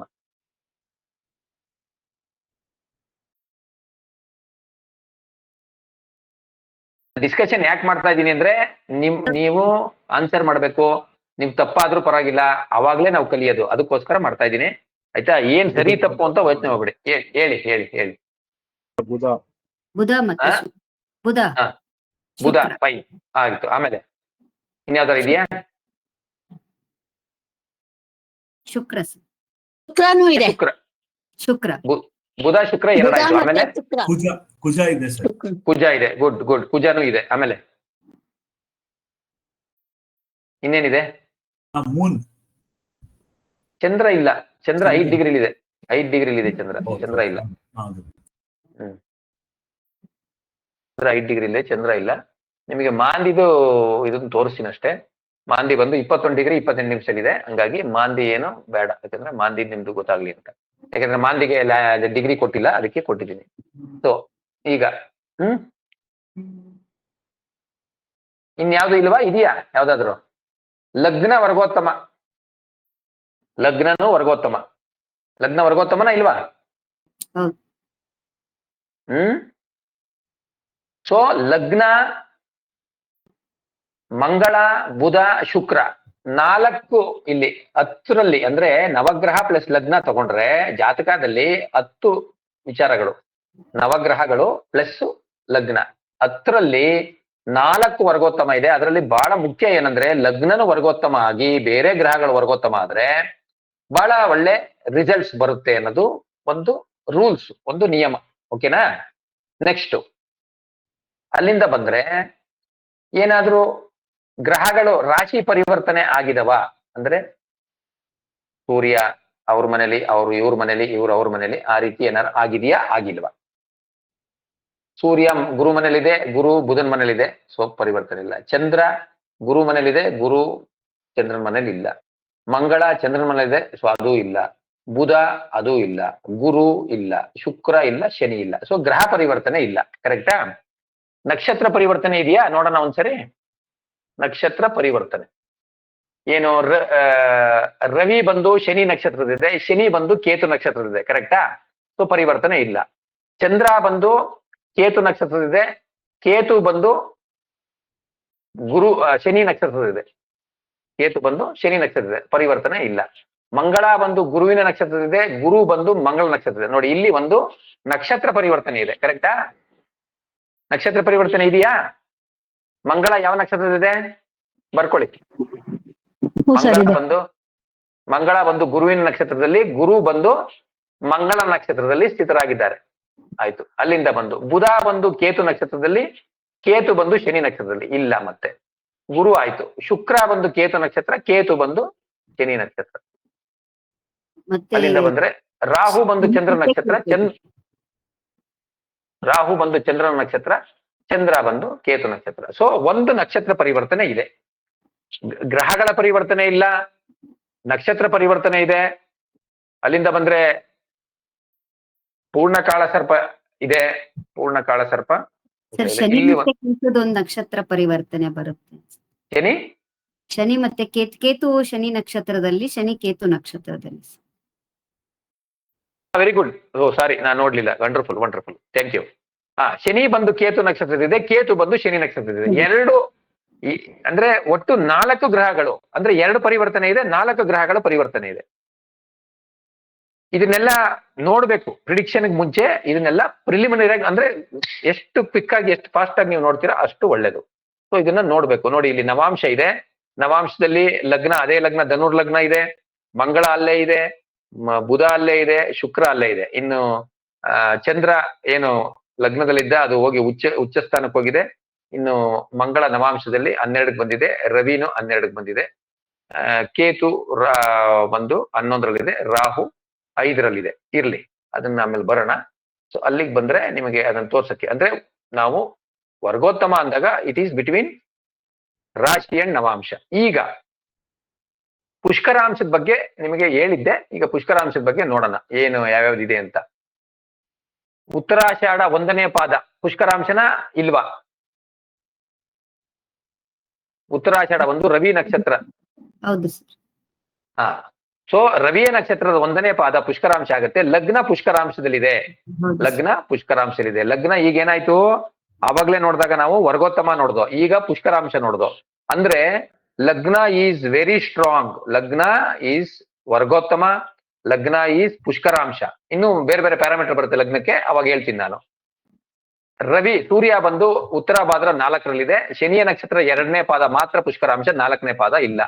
ಕೇತುವಿನ ನಕ್ಷತ್ರ ಯಾವುದು ಪುಷ್ಕರಾಂಶ ಇಲ್ಲ. ಗುರುವಿನ ನಕ್ಷತ್ರ ಮಂಗಳ ಬಂದು ಗುರುವಿನ ನಕ್ಷತ್ರ 4ನೇ ಪಾದದಲ್ಲಿದೆ. ಪುಷ್ಕರಾಂಶನ ಅಲ್ವಾ? ಗುರುವಿನ ನಕ್ಷತ್ರದ 2ನೇ ಪಾದ ಮತ್ತು 4ನೇ ಪಾದ ಪುಷ್ಕರಾಂಶ. ಹಂಗಾಗಿ ಲಗ್ನ ಆದ್ಮೇಲೆ ಮತ್ತೆ ಮಂಗಳ ಪುಷ್ಕರಾಂಶದಲ್ಲಿದೆ. ಎಗೈನ್ ಮಂಗಳ ಏನಾಯ್ತು? ವರ್ಗೋತ್ತಮ ಮತ್ತು ಪುಷ್ಕರಾಂಶ 2 ಆಯ್ತು. ಓಕೆನಾ? ಅಲ್ಲಿಂದ ಬಂದ್ರೆ ಬುಧ ಕೇತು ನಕ್ಷತ್ರದಲ್ಲಿ ಯಾವುದು ಪುಷ್ಕರಾಂಶ ಇಲ್ಲ, ಮಂಗಳ ನಕ್ಷತ್ರದಲ್ಲಿ ಯಾವುದು ಪುಷ್ಕರಾಂಶ ಇಲ್ಲ, ಮತ್ತೆ ಕೇತು ನಕ್ಷತ್ರ, ಮತ್ತೆ ಶನಿ ಕೇತು ನಕ್ಷತ್ರ. ರಾಹು ಬಂದು ಚಂದ್ರ ನಕ್ಷತ್ರದಲ್ಲಿ, ಚಂದ್ರ ನಕ್ಷತ್ರದ 2ನೇ ಪಾದ ಮಾತ್ರ ಪುಷ್ಕರಾಂಶ. ಹಾಗಾಗಿ ಹಸ್ತ ನಕ್ಷತ್ರ 1ನೇ ಪಾದ ಪುಷ್ಕರಾಂಶಕ್ಕೆ ಬರಲ್ಲ. ಇನ್ನು ಕೇತು ಬಂದು ಉತ್ತರ ಭಾದ್ರಪದ 3ರಲ್ಲಿದೆ. ಅದು 2ನೇ ಪಾದ, ಶನಿ ನಕ್ಷತ್ರದ 2ನೇ ಪಾದ ಮಾತ್ರ ಪುಷ್ಕರಾಂಶ ಆಗುತ್ತೆ. ಇಲ್ಲ. ಮಾಂದಿ ತಗೊಂಡ್ರೆ ಮಾಂದಿ ಶ್ರವಣ ನಕ್ಷತ್ರ 4ನೇ ಪಾದದಲ್ಲಿದೆ. ಮ್ಯೂಟ್ ಮಾಡ್ಕೊಳ್ಳಿ ದಯವಿಟ್ಟು. ಶ್ರವಣ ನಕ್ಷತ್ರ 4ನೇ ಪಾದದಲ್ಲಿದೆ. ಚಂದ್ರ ನಕ್ಷತ್ರ 2ನೇ ಪಾದ ಮಾತ್ರ ಪುಷ್ಕರಾಂಶ. ಈಗ ಭಾವ ಮಧ್ಯ ಬಲ ಒಂದ್ ಸ್ವಲ್ಪ ನೋಡ್ಬಿಡೋಣ, ಆಯ್ತಾ? ಭಾವ ಮಧ್ಯ ಬಲದಲ್ಲಿ ಸಿಂಗಲ್ ಡಿಜಿಟ್ ಯಾವುದು ಇಲ್ಲ. ಅಂದ್ರೆ ಲಗ್ನ ಏನ್ 100 ಇದೆ, ಆದಷ್ಟು ಅಲ್ಲಿಗೆ ಹತ್ತತ್ರ ಇದೆ, ಬಹಳ ಉತ್ತಮ ಅಂತ ಹೇಳ್ತೀವಿ. ಆದ್ರೂ ರವಿ 19 ಇದೆ, ಚಂದ್ರ 56 ಇದೆ, ಪರವಾಗಿಲ್ಲ, ಗುಡ್. ಮಂಗಳನು 62 ಇದೆ. ಈಗ ಮಂಗಳ 3 ಡಿಗ್ರಿ ಇದೆ, ಅದು ಬಾಲ್ಯಾವಸ್ಥೆಲಿದೆ, ಅಲ್ಲ ವೃದ್ಧಾವಸ್ಥೆಲಿದೆ. ಅದೆಲ್ಲ ಅವಶ್ಯಕತೆ ಇಲ್ಲ. ಭಾವ ಮಧ್ಯ ಬಲ ಮುಖ್ಯ, ಆಯ್ತಾ? ಯಾಕಂದ್ರೆ ಲಗ್ನ ಡಿಗ್ರಿ ಮೇಲೆ ಭಾವ ಮಧ್ಯ ಬಲ ನಿರ್ಧಾರ ಆಗತ್ತೆ. ಮತ್ತೆ ಬುಧ 78, ಎಗೇನ್ ಬುಧನು 2 ಡಿಗ್ರಿಲಿದೆ, ಅಂದ್ರೆ ಬಾಲ್ಯಾವಸ್ಥೆಲಿದೆ. ಅವಸ್ಥೆ ಬಂದು ಬಾಲ್ಯಾವಸ್ಥೆ. ಅವಸ್ಥೆಗಳೆಲ್ಲ ಗೊತ್ತಲ್ಲ. ಚರರಾಶಿಯಲ್ಲಿ ಬಾಲ್ಯಾವಸ್ಥೆ ಒನ್ ಡೈರೆಕ್ಷನ್ ಆದ್ರೆ ಅದಕ್ಕೆ ಆಪೋಸಿಟ್ ಡೈರೆಕ್ಷನ್ ಅಲ್ಲಿ ಯಾವುದು ಬೆಸರಾಶಿಯಲ್ಲಿ ಸ್ಟ್ರೈಟ್ ಹೋಗುತ್ತೆ, ಇದ್ರ ರಾಶಿಯಲ್ಲಿ ಉಲ್ಟಾ ಬರ್ತದೆ. ನೋಡಿ, ಅದನ್ನ ನಿಮ್ಗೆ ತೋರ್ಸ್ಬೇಕಂದ್ರೆ ಬೇಕಾದ್ರೆ ಒಂದ್ಸರಿ ತೋರಿಸ್ತೀನಿ.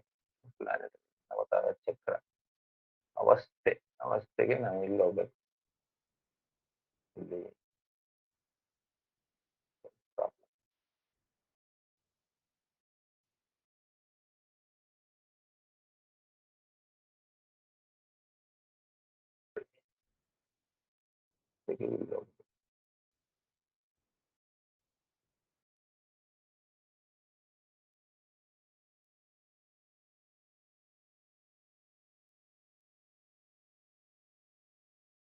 ನೆಟ್ವರ್ಕ್ ಇಶ್ಯೂ ಆದ್ರೆ ಸ್ವಲ್ಪ ವೇಟ್ ಮಾಡಿ, ಆಮೇಲೆ ಕನೆಕ್ಟ್ ಆಗುತ್ತೆ. ನೋಡಿ, ಅವಸ್ಥೆ ರವಿ ಯುವ ಅವಸ್ಥೆ. ನಿಮಗೆ ಹಾಗೆ ಮರ್ಕ್ಯೂರಿ ಮತ್ತು ವೀನಸ್ ಬಾಲ್ಯಾವಸ್ಥೆ. ಗುರು ಬಂದು ಅದು ಬಾಲ್ಯಾವಸ್ಥೆ ತೋರಿಸ್ತಾ ಇದೆ. ಸ್ಯಾಟ್ರನ್ ಬಾಲ್ಯಾವಸ್ಥೆ. ಅಂದ್ರೆ ಬೆಸರಾಶಿಯಲ್ಲಿ 6 ಡಿಗ್ರಿ ಒಳಗಡೆ ಇದ್ರೆ ಅದು ಬಾಲ್ಯಾವಸ್ಥೆಗೆ ಬರ್ತದೆ. ಲಗ್ನ ಬೆಸರಾಶಿಯಲ್ಲಿ ಕೊನೆ 6 ಡಿಗ್ರಿಲಿದೆ, 24ರಿಂದ 30 ಡಿಗ್ರಿಲಿದೆ, ಅದಕ್ಕೆ ಮೃತಾವಸ್ಥೆ ಅಂತ ತೋರಿಸುತ್ತೆ. ನಿಮಗೊಂದು ನಾಲೆಡ್ಜ್ಗೆ ತೋರಿಸಿದ್ದೀನಿ ಅಷ್ಟೇ. ಅವಸ್ಥೆ ಎಲ್ಲ ಬೇಡ, ಅವಶ್ಯಕತೆ ಇಲ್ಲ. ಈಗ ಅವಸ್ಥೆದು ಅವಶ್ಯಕತೆ ಇಲ್ಲ, ಯಾಕೆಂದ್ರೆ ನಾವು ಭಾವ ಮಧ್ಯ ಬಲ ಮುಖ್ಯವಾಗಿ ನೋಡ್ತಾ ಇದ್ದೀವಿ. ಹಂಗಾಗಿ ಇಲ್ಲಿ ಮಂಗಳ, ಬುಧ, ಗುರುನು 62 ಇದೆ, ಶುಕ್ರ 80 ಇದೆ, ಶನಿ ಬಂದು 94.96 ಇದೆ, ಆಲ್ಮೋಸ್ಟ್ 95. ರಾಹು ಕೇತು 42 ಇದಾವೆ. It's very good. ಇದು ಪುಷ್ಕರ ಭಾಗ. ಪುಷ್ಕರ ಭಾಗ ಒಂದ್ಸರಿ ಹೇಳ್ಬಿಡ್ತೀನಿ, ಬೇಕಾದ್ರೆ ಬರ್ಕೊಳ್ಳಿ. ಜಲತತ್ವ ರಾಶಿಗಳು ಯಾವ್ಯಾವ್ದು? ಕಟಕ, ವೃಶ್ಚಿಕ, ಮೀನ 7 ಡಿಗ್ರಿ, 7 ಡಿಗ್ರಿ ಅಂದ್ರೆ ±1 ಡಿಗ್ರಿ. 7 ±1 ಅಂತ ಹಾಕೊಂಡು ಜಲತತ್ವ ರಾಶಿ. ಜಲತತ್ವ ರಾಶಿಗೆ ಹೇಳಿದ್ದೆ ನಾನು, ಇಂದ್ಲು ಕ್ಲಾಸಲ್ಲಿ ಹೇಳಿದ್ದೆ, ಆದ್ರೂ ರಿಪೀಟ್ ಮಾಡ್ತಾ ಇದ್ದೀನಿ, ಹೊಸಬ್ರು ಬರ್ಕೊಳ್ಳಿ. ಜಲತತ್ವ ರಾಶಿ 7 ಡಿಗ್ರಿ ±1 ನೆಕ್ಸ್ಟ್ ಜಲ ಆದ್ಮೇಲೆ ಭೂತತ್ವ ರಾಶಿ. ಭೂತತ್ವ ರಾಶಿ 7 2 14. ಭೂತತ್ವ ರಾಶಿ 14 ± 1. ಜಲತತ್ವ ರಾಶಿಯಲ್ಲಿ ಯಾವುದು 7 ಡಿಗ್ರಿ ಹತ್ರ ಇಲ್ಲ. ಭೂತತ್ವ ರಾಶಿಯಲ್ಲಿ ಯಾವುದು 14 ಡಿಗ್ರಿ ± 1 ನಲ್ಲಿ ಇಲ್ಲ. ಅಗ್ನಿ ತತ್ವ ರಾಶಿ 21 ಡಿಗ್ರಿ ± 1. 21 ಡಿಗ್ರಿ ± 1 ಯಾವುದು ಇಲ್ಲ. ವಾಯು ತತ್ವ ರಾಶಿಲಿ 24 ಡಿಗ್ರಿ ± 1. 7 14 21. ಅದು 3 7 1 7 7 2 14 7 3 21. ಅದಕ್ಕೆ 21ಕ್ಕೆ ಅನದರ್ 3 ಸೇರಿಸಿದ್ರೆ 24. ಆ ಲೆಕ್ಕದಲ್ಲಿ ವಾಯು ತತ್ವ ರಾಶಿ ವಾಯು ತತ್ವಗಳು ಯಾವುದು ಇಲ್ಲ. ಇದು ನಾನು CS ಪಟೇಲ್ ಅವ್ರ ಪ್ರಕಾರ ಮಾಡಿದ್ದೀನಿ. ಇದು ನಾಟ್ ಬಿಕಾಸ್ ಆಫ್ ಪುಷ್ಕರ ಭಾಗ ಇಲ್ಲಿ ಕೊಟ್ಟಿರೋದು ಆ ಪ್ರಕಾರ ಅಲ್ಲ, ಬೇರೆ. ಇದು ಮೃತ್ಯು ಭಾಗ ನೋಡ್ಬೇಕು. ಒಂದೊಂದು ರಾಶಿಯಲ್ಲಿ ಒಂದೊಂದು ಡಿಗ್ರಿ ಮೃತ್ಯು ಭಾಗ ಆಗುತ್ತೆ. ಇಲ್ಲಿ ಯಾವ ಗ್ರಹನೂ ಮೃತ್ಯು ಭಾಗದಲ್ಲಿ ಇಲ್ಲ. ಇನ್ ನೆಕ್ಸ್ಟ್ ಸ್ಟಾರ್ ಲಾರ್ಡು, ಸಬ್ ಲಾರ್ಡು, ಸಬ್ ಲಾರ್ಡು ಇದನ್ನ ನಾನು ನಿಮಗೆ ಏನು ಆಮೇಲೆ ತಿಳಿಸ್ಕೊಡ್ತೀನಿ, ಏನು ವಾಟ್ ಯು ಕಾಲ್ KP ಸಿಸ್ಟಮ್ನ. ಸೊ ಇಷ್ಟು ನಾವು ಪ್ರಿಲಿಮಿನರಿ ಆಗಿ ನೋಡ್ದೋ. ಇದಕ್ಕಿಂತ ಮುಂಚೆ ಇನ್ನೊಂದು ವಿಚಾರ ನೋಡೋದಿದೆ. ಗ್ರಹಗಳು ಯಾವ್ದಾದ್ರು ಕಂಬಸ್ಟ್ ಆಗಿದೆಯಾ? ಕಂಬಷನ್ ಸೂರ್ಯನಿಗೆ 15 ಡಿಗ್ರಿ ಹಿಂದೆ ಮುಂದೆ ಯಾವುದು ಇಲ್ಲ, ಯಾವುದು ಇಲ್ಲ. ಆದ್ರೆ ಸೂರ್ಯನ ಜೊತೆ ರಾಹು ಅಥವಾ ಕೇತು ಇದ್ರೆ ಸೂರ್ಯನಿಗೆ ಗ್ರಹಣ ಇರದಂಗೆ. ಗ್ರಹಣ ದಿನ ಅಲ್ಲ. ಗ್ರಹಣದಲ್ಲಿ ಪುರುಷ ಜನಿಸಿದ್ರೆ ರಾಜನಾಗ್ತಾನೆ, ಆದ್ರೆ ಸ್ತ್ರೀ ಜನಿಸಿದ್ರೆ ಕುಲನಾಶ ಆಗ್ತಾಳೆ ಅಂತ ಶಾಸ್ತ್ರ ಹೇಳುತ್ತೆ. ಬಟ್ ನೋಡೋಣ ಮುಂದಕ್ಕೆ, ಅದು ಟೆಸ್ಟ್ ಮಾಡೋಣ. ಯಾಕೆಂದ್ರೆ ನಾವು ಯಾರನ್ನು ದೂರದ್ದು ಸರಿ ಹೋಗಲ್ಲ. So Donald Trump is a ಗ್ರಹಣದಲ್ಲಿ ಜನಿಸಿರೋನು. ಸುಮಾರು ಜನ ಗ್ರಹಣದಲ್ಲಿ ಜನಿಸಿರೋನು ಜಾತಕ ಇದಾವೆ, ನಿಮ್ಗೆ ಆಮೇಲೆ ಇದು ಮಾಡ್ತೀನಿ. ಆದ್ರೆ ಇಲ್ಲಿ ಸೂರ್ಯನ ಜೊತೆ ಕೇತು ಇರೋದ್ರಿಂದ ಸೂರ್ಯ ವೀಕ್ ಆಗ್ಬಿಡ್ತದೆ. ಸೂರ್ಯನ ಜೊತೆ ಯಾವುದೇ ಕುಜಾದಿ ಪಂಚಗ್ರಹಗಳು ಬಂದ್ರೆ ಆ ಗ್ರಹಗಳು ಕಂಬಸ್ಟ್ ಆಗ್ಬಿಡ್ತವೆ. ಆದ್ರೆ ಸೂರ್ಯನ ಜೊತೆ ಏನು ಕೇತು, ಸೂರ್ಯನ ಜೊತೆ ರಾಹು ಅಥವಾ ಕೇತು ಇದ್ದಾಗ ಸೂರ್ಯ ಏನಾಗುತ್ತೆ, ಡೆಫಿನೆಟ್ಲಿ ವೀಕ್ ಆಗುತ್ತೆ. ಸೊ ಇಲ್ಲಿ ಸೂರ್ಯ ವೀಕ್ ಆಗಿದೆ, ಅದೊಂದು ಬರ್ಕೊಳ್ಳಿ. ಯಾಕೆ ಅಂತ ಹೇಳ್ತೀನಿ ನಿಮಗೆ. ಸೂರ್ಯ ವೀಕ್ ಆಗಿದೆ. ಇನ್ನೇನಾದ್ರು ಪಾಯಿಂಟ್ಸ್ ಯಾರಿಗಾದ್ರೂ ಕಾಣ್ತಿದ್ಯಾ? ಈಗ ಲಗ್ನದ ಬಗ್ಗೆ ಹೇಳ್ಬೇಕು ಅಂದ್ರೆ, ಲಗ್ನ ಬಂದು ವರ್ಗೋತ್ತಮ, ಲಗ್ನ ಬಂದು ಪುಷ್ಕರಾಂಶ, ಮತ್ತೆ ಇನ್ನೇನಿದೆ ಪಾಸಿಟಿವ್ ಲಗ್ನದ ಬಗ್ಗೆ? ನಕ್ಷತ್ರ ಪರಿವರ್ತನೆ ಇದೆ ಗುರುಗಳೇ. ಯಾವುದು? ಲಗ್ನಾಧಿಪತಿ ದೃಷ್ಟಿ ಲಗ್ನಕ್ಕಿದೆ ಸರ್. ಸರ್ ಲಗ್ನದಲ್ಲಿ ಅಷ್ಟಮಾಧಿಪತಿ. ಅದಾದ್ಮೇಲೆ ಬರ್ತೀನಿ. ನಾನು ಹೇಳ್ತಿರೋದು ಪಾಸಿಟಿವ್ ಲಗ್ನಕ್ಕೆ. ಗುರು ಲಗ್ನಕ್ಕೆ ನೋಡ್ತಾ ಪಾಸಿಟಿವ್. ಇದೆ. ಲಗ್ನಕ್ಕೆ good. ಲಗ್ನಾಧಿಪತಿ ದೃಷ್ಟಿ ಇದೆ.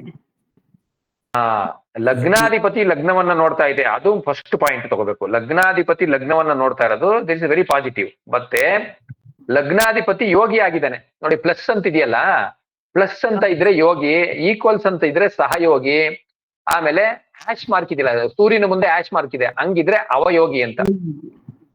ಅಲ್ಲಿ ಮೇಲ್ಗಡೆ ನಿಮಗೆ ಕಾಣ್ತಿದೆ, ಅಲ್ಲಿ ರೆಟ್ರೋಗ್ರೇಡ್ ಸ್ಟಾರ್ ಇಂಡಿಕೇಟ್ ಮಾಡ್ತದೆ. ಸಾರಿ, ಬ್ರಾಕೆಟ್ ಇದ್ರೆ ಅದು ರೆಟ್ರೋಗ್ರೇಡ್ ನೋಡಿ. Saturn is a retrograde. Shani ಬಂದು ವಕ್ರ ಇದೆ. ಅಲ್ಲಿಂದ ಬಂದ್ರೆ star indicates combust, plus indicates ಯೋಗಿ, ಆಶ್ ಇಂಡಿಕೇಟ್ಸ್ ಅವಯೋಗಿ, ಈಕ್ವಲ್ಸ್ ಇಂಡಿಕೇಟ್ಸ್ ಸಹಯೋಗಿ. ಆಯ್ತಾ? ರೆಡ್ ಕಲರ್ ಇಂಡಿಕೇಟ್ಸ್ ದಗ್ಧ ರಾಶಿ. ಆಯ್ತಾ? ಸೊ ಅಲ್ಲಿದೆ ಮೇಲ್ಗಡೆ. ಸೊ ಈಗ ಏನಾಯ್ತು, ಗುರು ಅಂದ್ರೆ ಲಗ್ನ ವರ್ಗೋತ್ತಮ, ಲಗ್ನ ಇನ್ ಪುಷ್ಕರಾಂಶ, ಲಗ್ನವನ್ನು ಲಗ್ನಾಧಿಪತಿ ನೋಡ್ತಾ ಇದೆ. ಇದಿಷ್ಟು ಪಾಸಿಟಿವ್ ವಿಚಾರಗಳು. ಆದರೆ ಲಗ್ನದಲ್ಲಿ ಅಷ್ಟಮಾಧಿಪತಿ ಸ್ಥಿತರಾಗಿದ್ದಾರೆ. ಲಗ್ನದಲ್ಲಿ ಅಷ್ಟಮಾಧಿಪತಿ ಸ್ಥಿತರಾಗಿದ್ದಾರೆ. ನಿಜವಾಗ್ಲೂ ಸ್ಥಿತರಾಗಿದ್ದಾರಾ? ಹೇಳಿದ್ರು ಲಗ್ನದಲ್ಲಿ ಅಷ್ಟಮಾಧಿಪತಿ ಇದೆ ಅಂತ. ನಾನೀಗ ಇನ್ನೊಂದು ಕ್ವಶನ್ ಕೇಳ್ತಾ ಇದ್ದೀನಿ. ನಿಜವಾಗ್ಲೂ ಲಗ್ನದಲ್ಲೇ ಇದೆಯಾ? ಲಗ್ನ ಭಾವದಲ್ಲೇ ಇದೆಯಾ ಚಂದ್ರ? 5 ಡಿಗ್ರಿಯಲ್ಲಿ ಕುಂಡ್ಲಿ ನೋಡ್ಬೇಕು ಸರ್. ಆ ಬಾವು ಕುಂಡ್ಲಿ ನೋಡ್ಬೇಕು, ಗೊತ್ತಾಗ್ಬೋದು. Very good, very good, very good, very good. ಅದಕ್ಕೆ ಭಾವ ಕುಂಡ್ಲಿಕ್ಕೆ ಬರ್ತೀನಿ ಈಗ, ನೋಡೋಣ ಅದೇನ್ ಕಾಣ್ತದೆ ಅಂತ. ನೋಡಿ, ಈಗ ಎಲ್ಲ ಬದಲಾವಣೆಗಳಾಯ್ತು, ಎಲ್ಲ ಚೇಂಜಸ್. ಪಂಚಮದಲ್ಲಿ ಇದೆ ಬುಧ ಮತ್ತೆ ಶುಕ್ರ ಅಂದ್ರೆ ಪಂಚಮದಲ್ಲಿ ಇಲ್ಲ, ಪಂಚಮ ಭಾವದಲ್ಲಿ ಇಲ್ಲ, 4ನೇ ಭಾವದಲ್ಲಿದೆ. ರವಿ ಕಾಣ್ತಾ ಇಲ್ಲ, ಇದು ಕುಂಡ್ಲಿ ಕಾಣ್ತಾ ಇಲ್ಲ. ಕುಂಡ್ಲಿ ಹೌದು, ಇದು ಮಾಡ Bharati, thank you. Okay, so ಅದು because of delay in internet. So ಎಲ್ಲ ಸ್ವಲ್ಪ, ಯಾಕೆಂದ್ರೆ ಲಗ್ನ ಬಂದು ಆಲ್ಮೋಸ್ಟ್ ಕೊನೆ ಪಾದದಲ್ಲಿರೋದ್ರಿಂದ, ಧನುರ್ ರಾಶಿಯ ಕೊನೆಯ ಪಾದದಲ್ಲಿ ಲಗ್ನ ಇರೋದ್ರಿಂದ ಆಲ್ಮೋಸ್ಟ್ ಎವ್ರಿಥಿಂಗ್ ಎಲ್ಲ ಮೂವ್ ಆಗ್ಬಿಟ್ಟಿದೆ. ಯಾಕೆಂದ್ರೆ ಮಿಕ್ಕಿದ ಗ್ರಹಗಳೆಲ್ಲ ಸ್ವಲ್ಪ ಬಿಗಿನಿಂಗ್ ಆಫ್ ದ ರಾಶಿ ಇದೆ, ಲಗ್ನ ಮಾತ್ರ ಎಂಡ್ ಆಫ್ ದ ರಾಶಿ ಇದೆ. ಕರೆಕ್ಟಾ? ಹಾಗಾಗಿ ಆಲ್ಮೋಸ್ಟ್ ಎಲ್ಲ ಮೂವ್ ಆಗ್ಬಿಟ್ಟಿದೆ. ಕರೆಕ್ಟಾ? ಮಾಂದಿ ಒಂದ್ ಬಿಟ್ರೆ ಇನ್ನೆಲ್ಲ ಮೂವ್ ಆಗ್ಬಿಟ್ಟಿದೆ. ಸೊ ಈ ರೀತಿ ಇದೆ. ಸೊ ಈಗ ಲಗ್ನಕ್ಕೆ ಗುರುವಿನ ದೃಷ್ಟಿ ಇಲ್ಲ, ಆದ್ರೆ ಚಂದ್ರನ ಮೇಲೆ ಗುರು ದೃಷ್ಟಿ ಇದೆ. ಲಗ್ನದಲ್ಲಿ ಅಷ್ಟಮಾಧಿಪತಿ ಇಲ್ಲ, ಆದ್ರೆ ಲಗ್ನ ಬಂದು ಲಗ್ನ ಆಗುತ್ತೆ.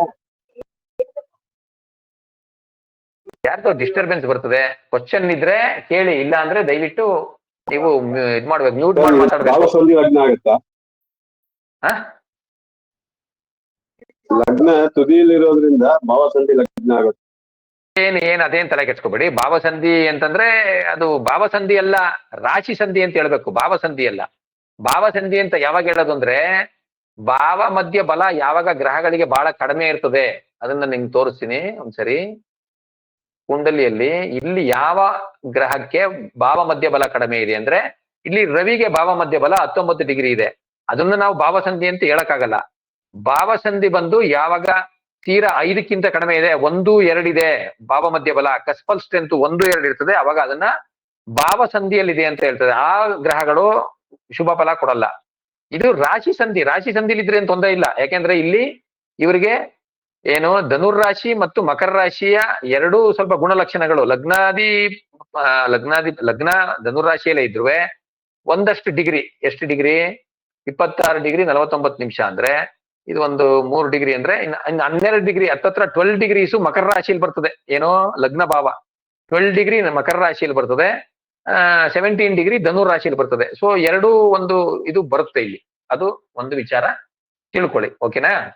ಸೊ ಈಗ ಇಷ್ಟೆಲ್ಲ ನಾವು ಒಂದು ರೌಂಡು ಸೂಪರ್ಫಿಷಿಯಲ್ ಆಗಿ ನೋಡ್ದೋ, ಬರೀ ರಾಶಿ ಕುಂಡ್ಲಿನೇ ನೋಡ್ದೋ, ಇನ್ನೇನೋ ನೋಡ್ಲಿಲ್ಲ.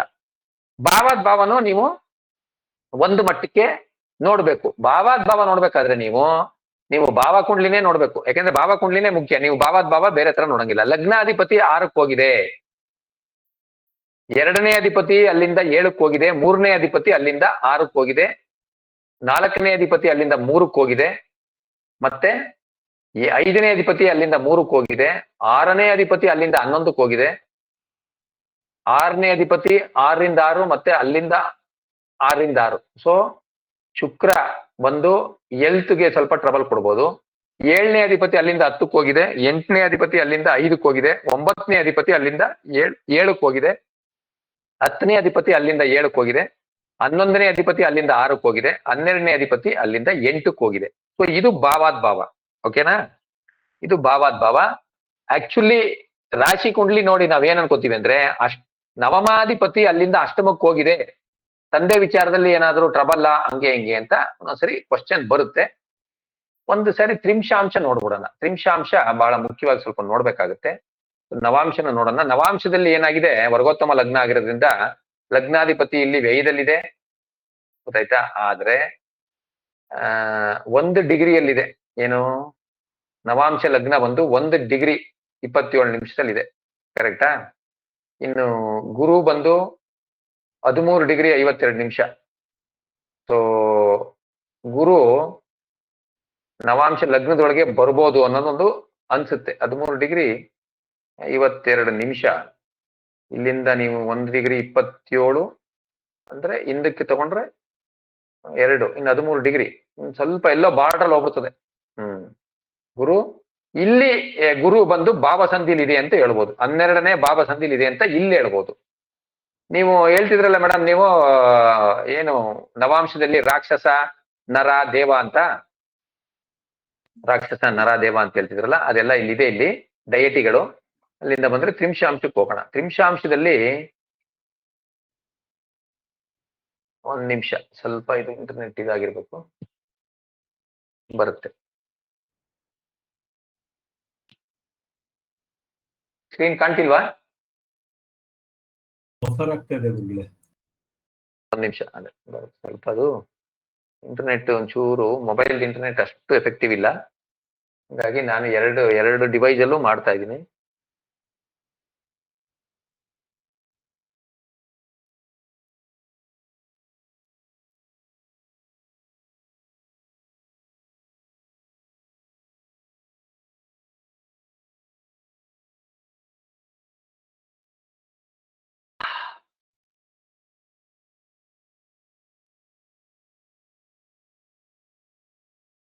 ದಯವಿಟ್ಟು ಇನ್ನೊಂದ್ಸರಿ ಡೇಟ್ ಆಫ್ ಬರ್ತ್ ಹೇಳ್ತೀರಾ?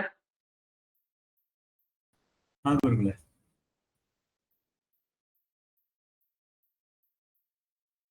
ಹೇಳಿ ಪ್ಲೀಸ್. 31ನೇ ತಾರೀಕು ಮಾರ್ಚ್ 1978. ನಿಮಿಷ. ಮಾರ್ಚ್ 31, 1978. ಟೈಮು ರಾತ್ರಿ 1:37 38 ಸೆಕೆಂಡ್. 1:37:38. ಹಾ, ಬೆಂಗಳೂರು ಗುರುಗಳೇ.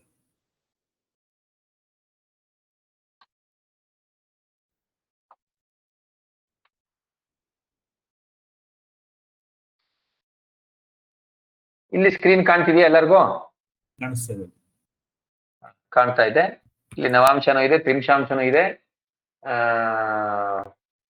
ನಿಮಗೆ ನವಾಂಶ ಇದು ಮಾಡ್ತಾ ಇದೆ ಅಲ್ವಾ? ನೋಡಿ ಈಗ ನವಾಂಶನ ಇಲ್ಲಿ ಸ್ವಲ್ಪ ವ್ಯತ್ಯಾಸ ಬರುತ್ತೆ ಡಿಗ್ರಿಗಳಲ್ಲಿ.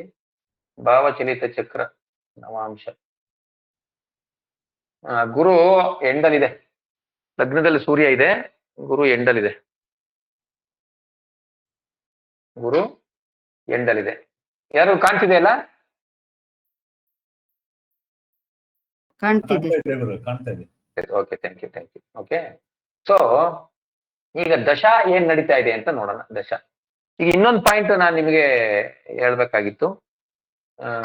ನೀವು ಇಲ್ಲಿ ಬುಧ ಎಷ್ಟು ಡಿಗ್ರಿಯಲ್ಲಿದೆ, ಶುಕ್ರ ಎಷ್ಟು ಡಿಗ್ರಿಯಲ್ಲಿದೆ? ಬುಧ ಮತ್ತೆ ಶುಕ್ರ ಎಷ್ಟು ಡಿಗ್ರಿಯಲ್ಲಿದೆ ಗಮನಿಸಿದ್ರ?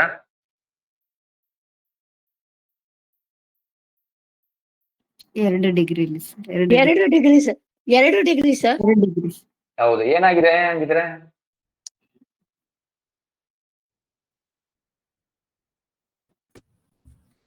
ಇದ್ರೆ ಏನಂತ ಅರ್ಥ ಯಾರಾದ್ರೂ ಹೇಳ್ತೀರಾ?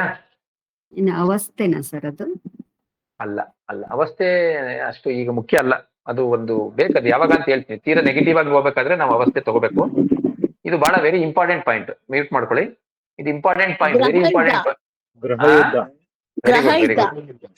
ಯಾವುದೇ 2 ಕುಜಾದಿ ಪಂಚಗ್ರಹಗಳು ಗ್ರಹ ಯುದ್ಧ ನಡೆಯೋದು ಯಾವಾಗ್ಲೂ ಕುಜಾದಿ ಪಂಚಗ್ರಹಗಳ ನಡುವೆ ಮಾತ್ರ. ಸೂರ್ಯ ಚಂದ್ರರು ರಾಹು ಕೇತುಗಳನ್ನ ಗ್ರಹ ಯುದ್ಧಕ್ಕೆ ತಗೊಳಲ್ಲ. ಕುಜಾದಿ ಪಂಚಗ್ರಹಗಳ ನಡುವೆ ಗ್ರಹ ಯುದ್ಧ ನಡೆಯುತ್ತೆ. ಮಂಗಳ, ಬುಧ, ಗುರು, ಶುಕ್ರ, ಶನಿ. ಈ ಇಷ್ಟು ಗ್ರಹಗಳಲ್ಲಿ ಪರಸ್ಪರ ಯಾವ್ದಾದ್ರು 2-3 ಪ್ಲಾನೆಟ್ಗಳಿಗೆ ಪರಸ್ಪರ ಲ್ಯಾಂಗಿಟ್ಯೂಡ್ ವಿತಿನ್ 1 ಡಿಗ್ರಿ 60 ನಿಮಿಷಗಳ ಒಳಗಡೆ. ಇಲ್ಲಿ ನೋಡಿ, ಇಲ್ಲಿ ಬುಧ 2 ಡಿಗ್ರಿ 23 ನಿಮಿಷ, ಶುಕ್ರ 2 ಡಿಗ್ರಿ 42 ನಿಮಿಷ. ಅಂದ್ರೆ ಶುಕ್ರನ ಲ್ಯಾಂಗಿಟ್ಯೂಡ್ ಬುಧನ ಲ್ಯಾಂಗಿಟ್ಯೂಡ್ ಗಿಂತ ಜಾಸ್ತಿ ಇದೆ. ಕರೆಕ್ಟಾ? ಯಾವ ಗ್ರಹದ ಲ್ಯಾಂಗಿಟ್ಯೂಡ್ ಜಾಸ್ತಿ ಇರ್ತದೆ ಅದು ಓಡೋಗ್ತಾ ಇದೆ ಅಂತ. ಓಡೋಗ್ತಾ ಇರೋ ಗ್ರಹ ಯುದ್ಧದಲ್ಲಿ ಸೋತಿದೆ ಅಂತ. ಫಸ್ಟ್ ಕಂಡೀಷನ್ ಏನು? ಈಗ ಇದೇ ಶುಕ್ರ 2 ಡಿಗ್ರಿ 24 ನಿಮಿಷದಲ್ಲಿ ಇದ್ರೆ ಗ್ರಹ ಯುದ್ಧ ಇಲ್ಲ. ಅರ್ಥ ಮಾಡ್ಕೊಳ್ಳಿ. ಇದೇ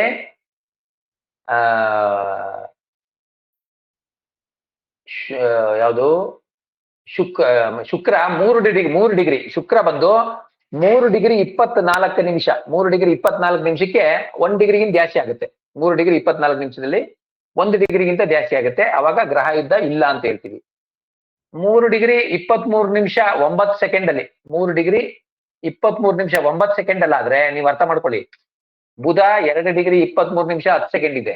ಶುಕ್ರ 2 ಡಿಗ್ರಿ 23 ನಿಮಿಷ 9 ಸೆಕೆಂಡ್ ಅಲ್ಲಿ ಇದ್ರೂ ಅದು ಗ್ರಹ ಯುದ್ಧ. ಅಷ್ಟು 1 ಡಿಗ್ರಿ ಪರಸ್ಪರ ಅವ್ರವ್ರಿಗೆ ಪರಸ್ಪರ 1 ಡಿಗ್ರಿಗಿಂತ ಜಾಸ್ತಿ ಆದ್ರೆ ಅವಾಗ ಅಂದ್ರೆ ಶುಕ್ರ 3 ಡಿಗ್ರಿ 1 ನಿಮಿಷದಲ್ಲಿ ಇದ್ರು ಗ್ರಹ ಯುದ್ಧ, 3 ಡಿಗ್ರಿ 10 ನಿಮಿಷದಲ್ಲಿ ಇದ್ರು ಗ್ರಹ ಯುದ್ಧ, 3 ಡಿಗ್ರಿ 15 ನಿಮಿಷ 20 ನಿಮಿಷ 21 ನಿಮಿಷ 22 ನಿಮಿಷ 23 ನಿಮಿಷದವರೆಗೂ ಗ್ರಹ ಯುದ್ಧ. 3 ಡಿಗ್ರಿ 23 ನಿಮಿಷದ 9 ಸೆಕೆಂಡ್ ವರ್ಗುವೆ ಬುಧನಿಗೂ ಶುಕ್ರನಿಗೂ ಗ್ರಹ ಯುದ್ಧ ಇದೆ ಅಂತ ನಾವು ಹೇಳ್ತೀವಿ. ಆದ್ರೆ ಯಾವ ಗ್ರಹದ ಇದು ಒಂದ್ ಕಂಡೀಷನ್, ಯಾವ ಗ್ರಹದ ಲ್ಯಾಂಗಿಟ್ಯೂಡು ಜಾಸ್ತಿ ಇದೆ ಅದು ಓಡೋಗ್ತಾ ಇದೆ ಅಂತ. ಮುಂದೆ ಇರೋದು ರನ್ನಿಂಗ್ ಅವೇ ಅಂತ. ಅದು ಗ್ರಹ ಯುದ್ಧದಲ್ಲಿ ಸೋತಿದೆ ಅಂತ. ಗ್ರಹ ಯುದ್ಧದಲ್ಲಿ ಸೋತಿರುವ ಗ್ರಹ ಬೇರೆ ಯಾವುದೇ ವರ್ಗ ಕುಂಡಳಿಯಲ್ಲಿ ಎಷ್ಟೇ ಚೆನ್ನಾಗಿದ್ರು ಒಳ್ಳೆ ಫಲ ಕೊಡಲ್ಲ. ಏನನ್ನು ಒಳ್ಳೆ ಫಲ ಕೊಡಲ್ಲ. ಇಲ್ಲಿ ಧನುರ್ ಲಗ್ನಕ್ಕೆ ಶುಕ್ರ ಫಂಕ್ಷನಲ್ ಮೆಲಿಫಿಕ್, ಶುಭ ಅಲ್ಲ. 6 ಮತ್ತೆ 11ರ ಅಧಿಪತಿ. ಸೊ ಶುಕ್ರ 6 ಮತ್ತು 11ನೇ ಅಧಿಪತಿಯಾಗಿ ಗ್ರಹ ಯುದ್ಧದಲ್ಲಿ ಸೋತಿರೋದ್ರಿಂದ 6ನೇ ಭಾವಕ್ಕೆ ಸಂಬಂಧಪಟ್ಟಂಗೆ 11ನೇ ಭಾವಕ್ಕೆ ಸಂಬಂಧಪಟ್ಟ ಏನು ಫಲಗಳು ಬರಲ್ಲ. ಅಂದ್ರೆ ಫುಲ್ಫಿಲ್ಮೆಂಟ್ ಆಫ್ ಡಿಸೈರು, ಕಾಂಪಿಟೆನ್ಸು, ಶುಭ ಇವು ಹೇಳ್ತಿದ್ದು. ಇನ್ನು ಅಶುಭಗಳಂತೂ ಬೇಡ ನಮ್ಗೆ. ಅಶುಭಗಳು ಯಾರಿಗ್ ಬೇಕು? ಬೇಡ. ಶುಭ ಫಲಗಳೇನು? 6ನೇ ಭಾವದ್ದು ಸಾಲ ಸಿಗಕ್ಕೂ ಕಷ್ಟ, ಏನು ರೋಗ ನೆಗೆಟಿವ್ ಬೇಡ, ರೋಗ ಬರಲ್ಲ ಬೇಡ. ಕಾಂಪಿಟೆನ್ಸ್ ಇರಲ್ಲ, ವ್ಯಕ್ತಿ ಕಾನ್ಫಿಡೆಂಟ್ ಆಗಿ ನುಗ್ಗಲ್ಲ, ಕಾಂಪಿಟೆನ್ಸ್ ಇರಲ್ಲ. 11 ಅಂದ್ರೆ ಫುಲ್ಫಿಲ್ಮೆಂಟ್ ಆಫ್ ಡಿಸೈರು, ಅದೆಲ್ಲ ಆಗಲ್ಲ. ಮತ್ತು ಶುಕ್ರನ ಕಾರಕತ್ವಗಳು ವರ್ಕ್ ಆಗಲ್ಲ. ಏನು ಕಳತ್ರ ಕಾರಕ, ಮದುವೆ ವಿಚಾರ ಇರ್ಬೋದು, ಒಂದು ಪಾರ್ಟ್ನರ್ಶಿಪ್ ವಿಚಾರ ಇರ್ಬೋದು, ಅಂದ್ರೆ ವೆಹಿಕಲ್ ವಿಚಾರ, ಇಂಥವೆಲ್ಲ ಸ್ವಲ್ಪ ಟ್ರಬಲ್ ಆಗುತ್ತೆ. ಆದ್ರೆ ವರ್ಗೋತ್ತಮ ಇರೋದ್ರಿಂದ ಎಲ್ಲೋ ಕೆಲವು ಕಾರಕತ್ವಗಳು ರಿಸಲ್ಟ್ ಕೊಡ್ಬೋದು. ಜೊತೆಗೆ 6ನೇ ಭಾವ ಅಧಿಪತಿ ಅಲ್ಲಿಂದ 12ಕ್ಕೆ ಬಂದಿಲ್ಲ. ನಾವು ಭಾವ ಕುಂಡ್ಲಿ ನೋಡಿದ್ವಲ್ಲ, ಭಾವ ಕುಂಡ್ಲಿ ನಿಮ್ಗೆ ಬೇಕಾದ್ರೆ ಇನ್ನೊಂದ್ಸರಿ ತೋರಿಸ್ತೀನಿ. ಭಾವ ಕುಂಡ್ಲಿ ಯಾವುದು? ರಾಶಿ ಭಾವ ಕುಂಡ್ಲಿ. ಶುಕ್ರ ಎಲ್ಲಿದೆ? ಮೇಷರಾಶಿಯಲ್ಲೇ ಇದೆ. ಶುಕ್ರ ಬುಧ ಮೇಷರಾಶಿಯಲ್ಲೇ ಇದೆ. ಆದ್ರೆ ಭಾವದಲ್ಲಿ ಅದು 4ನೇ ಭಾವದಲ್ಲಿದೆ, ಸುಖ ಭಾವದಲ್ಲಿದೆ. ಹಾಗೆ ನಾವು ಇಲ್ಲಿ ಇನ್ನೂ ದಿಗ್ಬಲ ಎಲ್ಲ ನೋಡ್ಕೊಂಡು ಹೋದ್ರೆ ಇನ್ನೂ ತುಂಬಾ ಡೀಟೇಲ್ ಇದೆ. ಸೊ ಇಲ್ಲಿ ಶುಕ್ರ ಗ್ರಹಾಯುಧದಲ್ಲಿ ಕೂತಿರೋದ್ರಿಂದ ಫಲ ಕೊಡಲ್ಲ, ಅಷ್ಟು ಶುಭ ಫಲ ಕೊಡಲ್ಲ. ಈಗ ದಶಾಗ್ ಬರೋಣ. ಯಾವ ದಶ ನಡೀತಾ ಇದೆ ಈಗ? ಮಂಗಳ ದಶೆ ಮುಗಿದೋಯ್ತು. ರಾಹು ದಶೆ ಗುರುಗಳೇ. ರಾಹು ದಶೆ ಸ್ಟಾರ್ಟ್ ಆಗಿದೆ. ರಾಹು ದಶೆ ರಾಹು ಭುಕ್ತಿ. ರಾಹು ದಶೆ ರಾಹು ಭುಕ್ತಿ. Very good. ರಾಹು ದಶೆ ರಾಹು ಭುಕ್ತಿ. ಈಗ ರಾಹು ಬಗ್ಗೆ ಗಮನ ಕೊಡ್ಬೇಕು. ಒಂದು ಜನರಲ್ ರೂಲ್ ಏನಂದ್ರೆ, ರಾಹು ದಶೆ ಮತ್ತು ರಾಹು ಭುಕ್ತಿಯಲ್ಲಿ ಸ್ವಲ್ಪ ಟ್ರಬಲ್ ಆಗುತ್ತೆ. ಒಂದು ವಿಚಾರ. ಎರಡನೇದು, ರಾಹು ದಶೆ, ಈಗ ರಾಹುನ ನಾವು ಪರ್ಟಿಕ್ಯುಲರ್ ಆಗಿ ತಗೊಂಡ್ರೆ, ಅಂದ್ರೆ ಷಡ್ಬಲದಲ್ಲಿ ನಾವು ತಗೊಂಡ್ರೆ, ರಾಹುವಿನ ಷಡ್ಬಲ ಜನರಲ್ಲಿ ಎಲ್ಲಾ ಗ್ರಹಗಳು, ಸಪ್ತಗ್ರಹಗಳು ಷಡ್ಬಲದಲ್ಲಿ ಏನು 50% ಜಾಸ್ತಿ ಇರಬೇಕು. ಬಟ್ ರಾಹು ಕೇತುಗಳು ಸಮಟೈಮ್ಸ್ ಸ್ವಲ್ಪ 50ಗೆ ಹತ್ತತ್ರ, ಅಂದ್ರೆ 45 ಮೇಲೆ ಇದ್ರೂ ನಡೀತದೆ. ಹಂಗಾಗಿ ಡೊಮೆಸ್ಟಿಕ್ ಷಡ್ವರ್ಗದಲ್ಲಿ ರಾಹು 9.3 ಇದೆ. ಇನ್ನು ಸಪ್ತವರ್ಗ ದಶವರ್ಗದಲ್ಲೆಲ್ಲ ರಾಹುವಿನ ಏನು ವಾಟ್ ಯು ಕಾಲ್ ವಿಂಶೋಪಾಕ ಬಲ ನೋಡೋಣ. ಇಲ್ಲಿ ಸ್ಟ್ರೆಂತ್ ಹೋದ್ರೆ ಗೊತ್ತಾಗುತ್ತೆ. ವಿಂಶೋಪಾಕ ಬಲ ನೋಡೋಣ. ವಿಂಶೋಪಾಕ ಬಲದಲ್ಲಿ ರಾಹು ಪರವಾಗಿಲ್ಲ. ಇಲ್ಲಿ ಷಡ್ವರ್ಗದಲ್ಲಿ ಮಾತ್ರ ಕಡಿಮೆ ಇದೆ. ಕರೆಕ್ಟ್ ಇದೆ, ಇದು ಷಡ್ವರ್ಗದಲ್ಲಿ ಕಡಿಮೆ ಇದೆ. ಎಲ್ಲರಿಗೂ ಕಾಣ್ತಿದೆ ಅಲ್ವಾ ರಾಹು? ಸೊ ರಾಹುಗೆ ಆತರ ಒಂದು ತಗೋಬೇಕು ರಾಹು. ಇನ್ನು ನವಾಂಶದಲ್ಲಿ ರಾಹು 5ನೇ ಮನೆಯಲ್ಲಿದೆ. ನವಾಂಶದಲ್ಲಿ 5ನೇ ಮನೆಯಲ್ಲಿದೆ. ಇನ್ನು ಭಾವಚಲಿತ ಚಕ್ರದಲ್ಲಿ ಎಲ್ಲೋ ಬರ್ತದೆ, ರಾಹು ಅಲ್ಲೇ ಇದೆ. ಅಂದ್ರೆ 6ನೇ ಮನೆಗೆ ಬರುತ್ತೆ. ಆದ್ರೆ ಅದೇನು ಉಚ್ಚ ಅಲ್ಲ. 5ನೇ ಮನೆ ಇಲ್ಲಿ ಏನು ನವಾಂಶದಲ್ಲಿ ಮೇಷರಾಶಿಯಲ್ಲೇ ಇದೆ. ಆದ್ರೆ 6ನೇ ಭಾವ ಅಂತ ಹೇಳ್ತೀವಿ. ವರ್ಗ ಕುಂಡಲಿಗಳಲ್ಲಿ 3, 6, 8, 12ರಲ್ಲಿ ಗ್ರಹಗಳಿದ್ರೆ ಶುಭ ಫಲ ಕೊಡಲ್ಲ. ಅದು ಏನು ಪಾಪಗ್ರಹಗಳು 3, 6ರಲ್ಲಿದ್ರೆ ಒಳ್ಳೆ ಫಲ ಕೊಡುತ್ತೆ ಅಂದ್ರೆ ಅದು ಗೋಚಾರದಲ್ಲಿ ಮಾತ್ರ. ಇನ್ನು ಕುಂಡಲಿಗಳಲ್ಲಿ ಅವು ಶುಭ ಭಾವದಲ್ಲೇ, ಕೇಂದ್ರ ತ್ರಿಕೋಣ ಇಲ್ಲ ದ್ವಿತೀಯ ಭಾವದಲ್ಲೇ ಇರಬೇಕು. ದ್ವಿತೀಯ ಲಾಭ ಭಾವದಲ್ಲೇ ಇರಬೇಕು. ಕೇಂದ್ರ ತ್ರಿಕೋಣ ದ್ವಿತೀಯ ಲಾಭ ಭಾವದಲ್ಲಿದ್ರೆ ಒಳ್ಳೆ ಫಲ ಕೊಡುತ್ತೆ, ಇಲ್ಲ ಅಂದ್ರೆ ಕೊಡಲ್ಲ. ಆಯ್ತಾ? ಸೊ ರಾಹು ದಶೆ ರಾಹು ಭುಕ್ತಿಯಲ್ಲಿ ಸ್ವಲ್ಪ ಟ್ರಬಲ್ ಡೆಫಿನೆಟ್ಲಿ ಇರುತ್ತೆ ಒಂದು. ಆದ್ರೆ ರಾಹುಗೆ ಭಾವ ಮಧ್ಯ ಬಲ ಇದೆ. ರಾಹುಗೆ ನಿಮ್ಗೆ ಆಲ್ರೆಡಿ ಹೇಳಿದೆ ಭಾವ ಮಧ್ಯ ಬಲ ಇದೆ ಅಂತ. ಸೊ ರಾಹು ಬಂದು ಏನು ಭಾವ ಮಧ್ಯ ಬಲ ಎಷ್ಟಿದೆ? ರಾಹು ಬಂದು ಭಾವ ಮಧ್ಯ ಬಲ 42 ಇದೆ. ಪರವಾಗಿಲ್ಲ, ನಾಟ್ ಬ್ಯಾಡ್. ಸೊ ಅವರು ಎಕ್ಸಿಕ್ಯೂಷನ್ ಬರ್ತದೆ. ದಶಮ ಭಾವದಲ್ಲಿ ರಾಹು ಇದ್ರೆ ಅಂತ ನೆಗೆಟಿವಿಟಿ ಇಲ್ಲ. ದಶಮ ಭಾವದಲ್ಲಿ ರಾಹು ಇದ್ರೆ ಅಷ್ಟೊಂದು ನೆಗೆಟಿವ್ ಇಲ್ಲ. ರಾಹುಗೆ ಭಾವಕುಂಡ್ಲಿಯಿಂದ ತಗೊಂಡ್ರೆ ಗುರುವಿನ ದೃಷ್ಟಿ ಇದೆ. ಇನ್ನು ಯಾವುದು ಅಂತ ಬೇರೆ ದೃಷ್ಟಿಗಳು ಇಲ್ಲ ಅಲ್ವಾ? ಸೊ ರಾಹು ಬಂದು ಭಾವಕುಂಡ್ಲಿಯಲ್ಲಿ 9ನೇ ಭಾವಕ್ಕೆ ಬರುತ್ತದೆ. ಭಾವಕುಂಡ್ಲಿಯಲ್ಲಿ 9ನೇ ಭಾವಕ್ಕೆ ಬರುತ್ತೆ. ಕರೆಕ್ಟಾ? ನೋಡಿ ಇಲ್ಲಿ ಭಾವಚಲಿತ ಚಕ್ರ ನೋಡಿ 9ನೇ ಭಾವಕ್ಕೆ ಬರುತ್ತೆ. ನವಮೇ ಪಿತೃನಾಶಾಯ ನಮಃ. ರಾಹು ಅಷ್ಟೋತ್ತರ ಓದಿದ್ದೀರಾ? ರಾಹು ಅಷ್ಟೋತ್ತರ ಓದಿ ಇವತ್ತು ಹೋಗ್ಬಿಟ್ಟು ನವಮೇ ಪಿತೃನಾಶಾಯ ನಮಃ ಅಂತ ಅಂದ್ರೆ ತಂದೆಗೆ ಸ್ವಲ್ಪ ತೊಂದರೆ ಆಗುತ್ತೆ. ಹಂಗ ಇದ್ದ ತಕ್ಷಣನೇ ಅದು ನೆಗೆಟಿವ್ ಅಂತ ತಗೋಬೇಡಿ. ಈಗ ಅದಕ್ಕೆ ದ್ವಾದಶಾಂಶ ನೋಡ್ಬೇಕು. ಈಗ ಅದಕ್ಕೆ ಏನ್ ಮಾಡ್ಬೇಕು, ಇಮಿಡಿಯೇಟ್ ನಾವು ದ್ವಾದಶಾಂಶ ನೋಡ್ಬೇಕು. ದ್ವಾದಶಾಂಶ ಯಾರ ಚಾರ್ಟು? ದ್ವಾದಶಾಂಶ ಬಂದು ಪೇರೆಂಟ್ಸ್ಗೆ ನೋಡೋ ಚಾರ್ಟ್, ಪೇರೆಂಟ್ಸ್ಗೆ.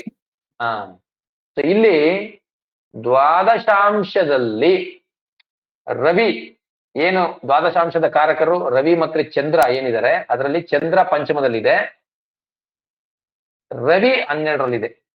ಸೊ ರವಿ ಇಲ್ಲಿ 12ರಲ್ಲಿದೆ ಅಂದ ತಕ್ಷಣ ರಾಹು ದೇಶದಲ್ಲಿ ಟ್ರಬಲ್ ಆಗುತ್ತಾ? ಹೌದು ಆಗುತ್ತೆ. ಅಂದ್ರೆ ರಾಹುವಿನ ದೃಷ್ಟಿ ದ್ವಾದಶಾಂಶದಲ್ಲಿ ರವಿ ಮೇಲಿದೆ.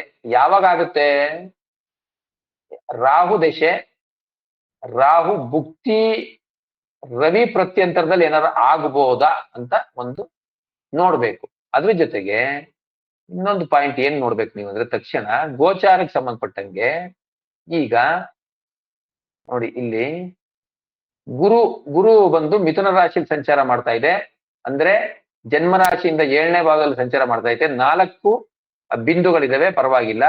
ಶನಿ ಜನ್ಮ ರಾಶಿಯಿಂದ 4ನೇ ಭಾವದಲ್ಲಿ ಸಂಚಾರ ಮಾಡ್ತಾ ಇದೆ.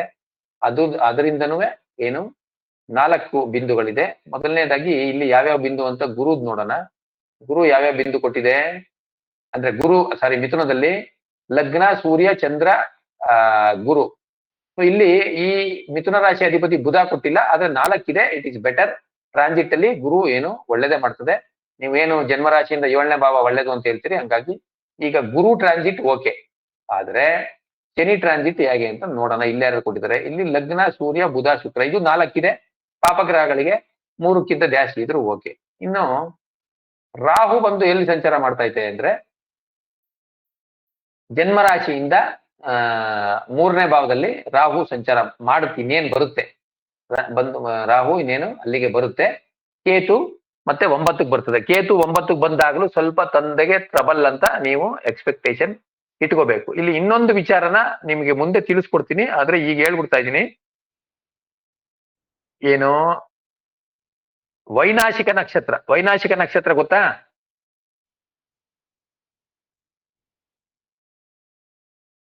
ವೈನಾಶಿಕ ನಕ್ಷತ್ರ ಗೊತ್ತಾ ಯಾರಿಗಾದ್ರು? ಜನ್ಮರಾಶಿಯಿಂದ 23ನೇ ನಕ್ಷತ್ರ. 22 ನೋಡಿ, ಕರದ್ರೆ ಕಣಾಧಿಪತಿ 22ನೇದು. ಇನ್ನು ಈ ರೀತಿ ಇವೆಲ್ಲ ಸ್ವಲ್ಪ ಆಮೇಲೆ ಏನು 64 ನವಾಂಶ ಲಾರ್ಡ್ನು ಅಲ್ಲಿಗೆ ಬರ್ತದೆ, 22ಕ್ಕೆ ಬರುತ್ತೆ. ಆಯ್ತಾ? ಯಾಕಂದ್ರೆ 9 ನವಾಂಶಗಳು ನೀವು ತಗೊಂಡ್ರೆ ಅದು 8ನೇ ಮನೆಗೆ ಬರ್ತದೆ. ಕರದ್ರೆ ಕಣಾಧಿಪತಿ 8ನೇ ಮನೆಗೆ ಬರ್ತದೆ. ಇನ್ನು 20 ಇದು ಏನೋ ವೈನಾಶಿಕ ನಕ್ಷತ್ರ ಅದು 22ನೇ ಜನ್ಮ ನಕ್ಷತ್ರದಿಂದ 22ನೇ ನಕ್ಷತ್ರ. ಇವ್ರದ್ದು ಜನ್ಮ ನಕ್ಷತ್ರ ಯಾವುದು? ಮೂಲ ನಕ್ಷತ್ರ. ಮೂಲದಿಂದ ರೇವತಿ 9, ಅಲ್ಲಿಂದ ಮತ್ತೆ ಆಶ್ಲೇಷ 9, ಅಲ್ಲಿಂದ ಮಕ ಎಷ್ಟಾಯ್ತು? 9, 18, ಮಕ 19, ಪೂರ್ವ ಪಾಲ್ಗುಣಿ 20, ಉತ್ತರ ಪಾಲ್ಗುಣಿ 21, ಹಸ್ತ 22. ಕರೆಕ್ಟಾ? ಹಸ್ತ ನಕ್ಷತ್ರ ಏನು? ಹಸ್ತ ನಕ್ಷತ್ರ ಏನು? ವೈನಾಶಿಕ ನಕ್ಷತ್ರ. ವೈನಾಶಿಕ ನಕ್ಷತ್ರ. ರಾಹು ಯಾವ ನಕ್ಷತ್ರದಲ್ಲಿ ಕೂತಿದೆ?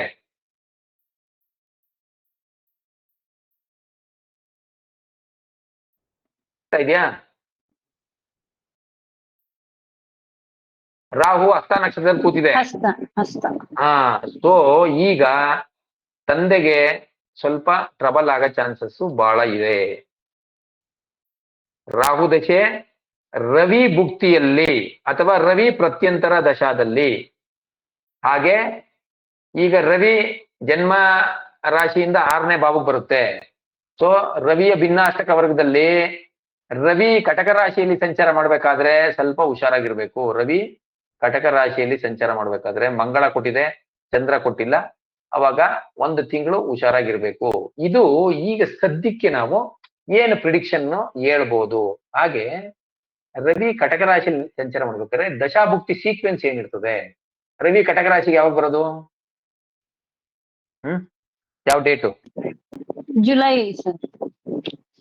ಡೇಟ್, ಎಕ್ಸಾಕ್ಟ್ ಡೇಟ್ ನಿಮಗೆ ಕೊಡೋಣ. ಜುಲೈಯಲ್ಲಿ ಬರ್ತದೆ. ಆಷಾಢ ಮಾಸದಲ್ಲಿ ಕಟಕ ರಾಶಿಯಲ್ಲಿ ಸಂಚಾರ ಮಾಡ್ತದೆ. ಕಟಕ ಮಾಸ ಅಂತೀವಿ ತಮಿಳಲ್ಲಿ, ಆಷಾಢ ಮಾಸ ಅಂತೀವಿ. ಜುಲೈ ಅಂದ್ರೆ 16 ಜುಲೈಯಿಂದ 17th ಆಗಸ್ಟ್. ಅವಾಗ ನಾವು ನೋಡ್ಬೇಕು. ರಾಹುವಿನಲ್ಲಿ 16th ಇಲ್ಲಿ ಎಷ್ಟು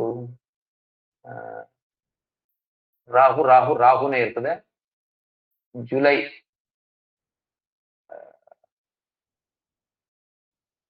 ರಾಹು ಶುಕ್ರ.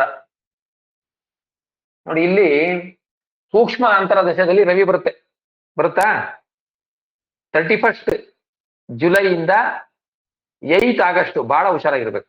ಅಂದ್ರೆ ತಂದೆ ವಿಚಾರಕ್ಕೆ ಹುಷಾರಾಗಿರ್ಬೇಕು. ತಂದೆಗೆ ತೊಂದರೆ ಆಗ್ಬೋದು. ಅಂದ್ರೆ ಇವರ ಜಾತಕದಿಂದನೇ ತಂದೆದು ಏನು ಅಂತ ನೋಡ್ಬೋದು. ಪ್ಲಸ್ ಇವ್ರಿಗೂ ತಂದೆಗೂ ಡಿಸ್ಪ್ಯೂಟ್ ಬರ್ಬೋದು. ಇದನ್ನ ನೀವು ಆ ಸಮಯದಲ್ಲಿ ನೋಡಿ ನೀವು ನಮಗೆ ಫೀಡ್ಬ್ಯಾಕ್ ಕೊಡ್ಬೇಕು. ಏನಾದ್ರೂ ಸಣ್ಣ ಪುಟ್ಟ ತೊಂದರೆ ಆಗುತ್ತೆ.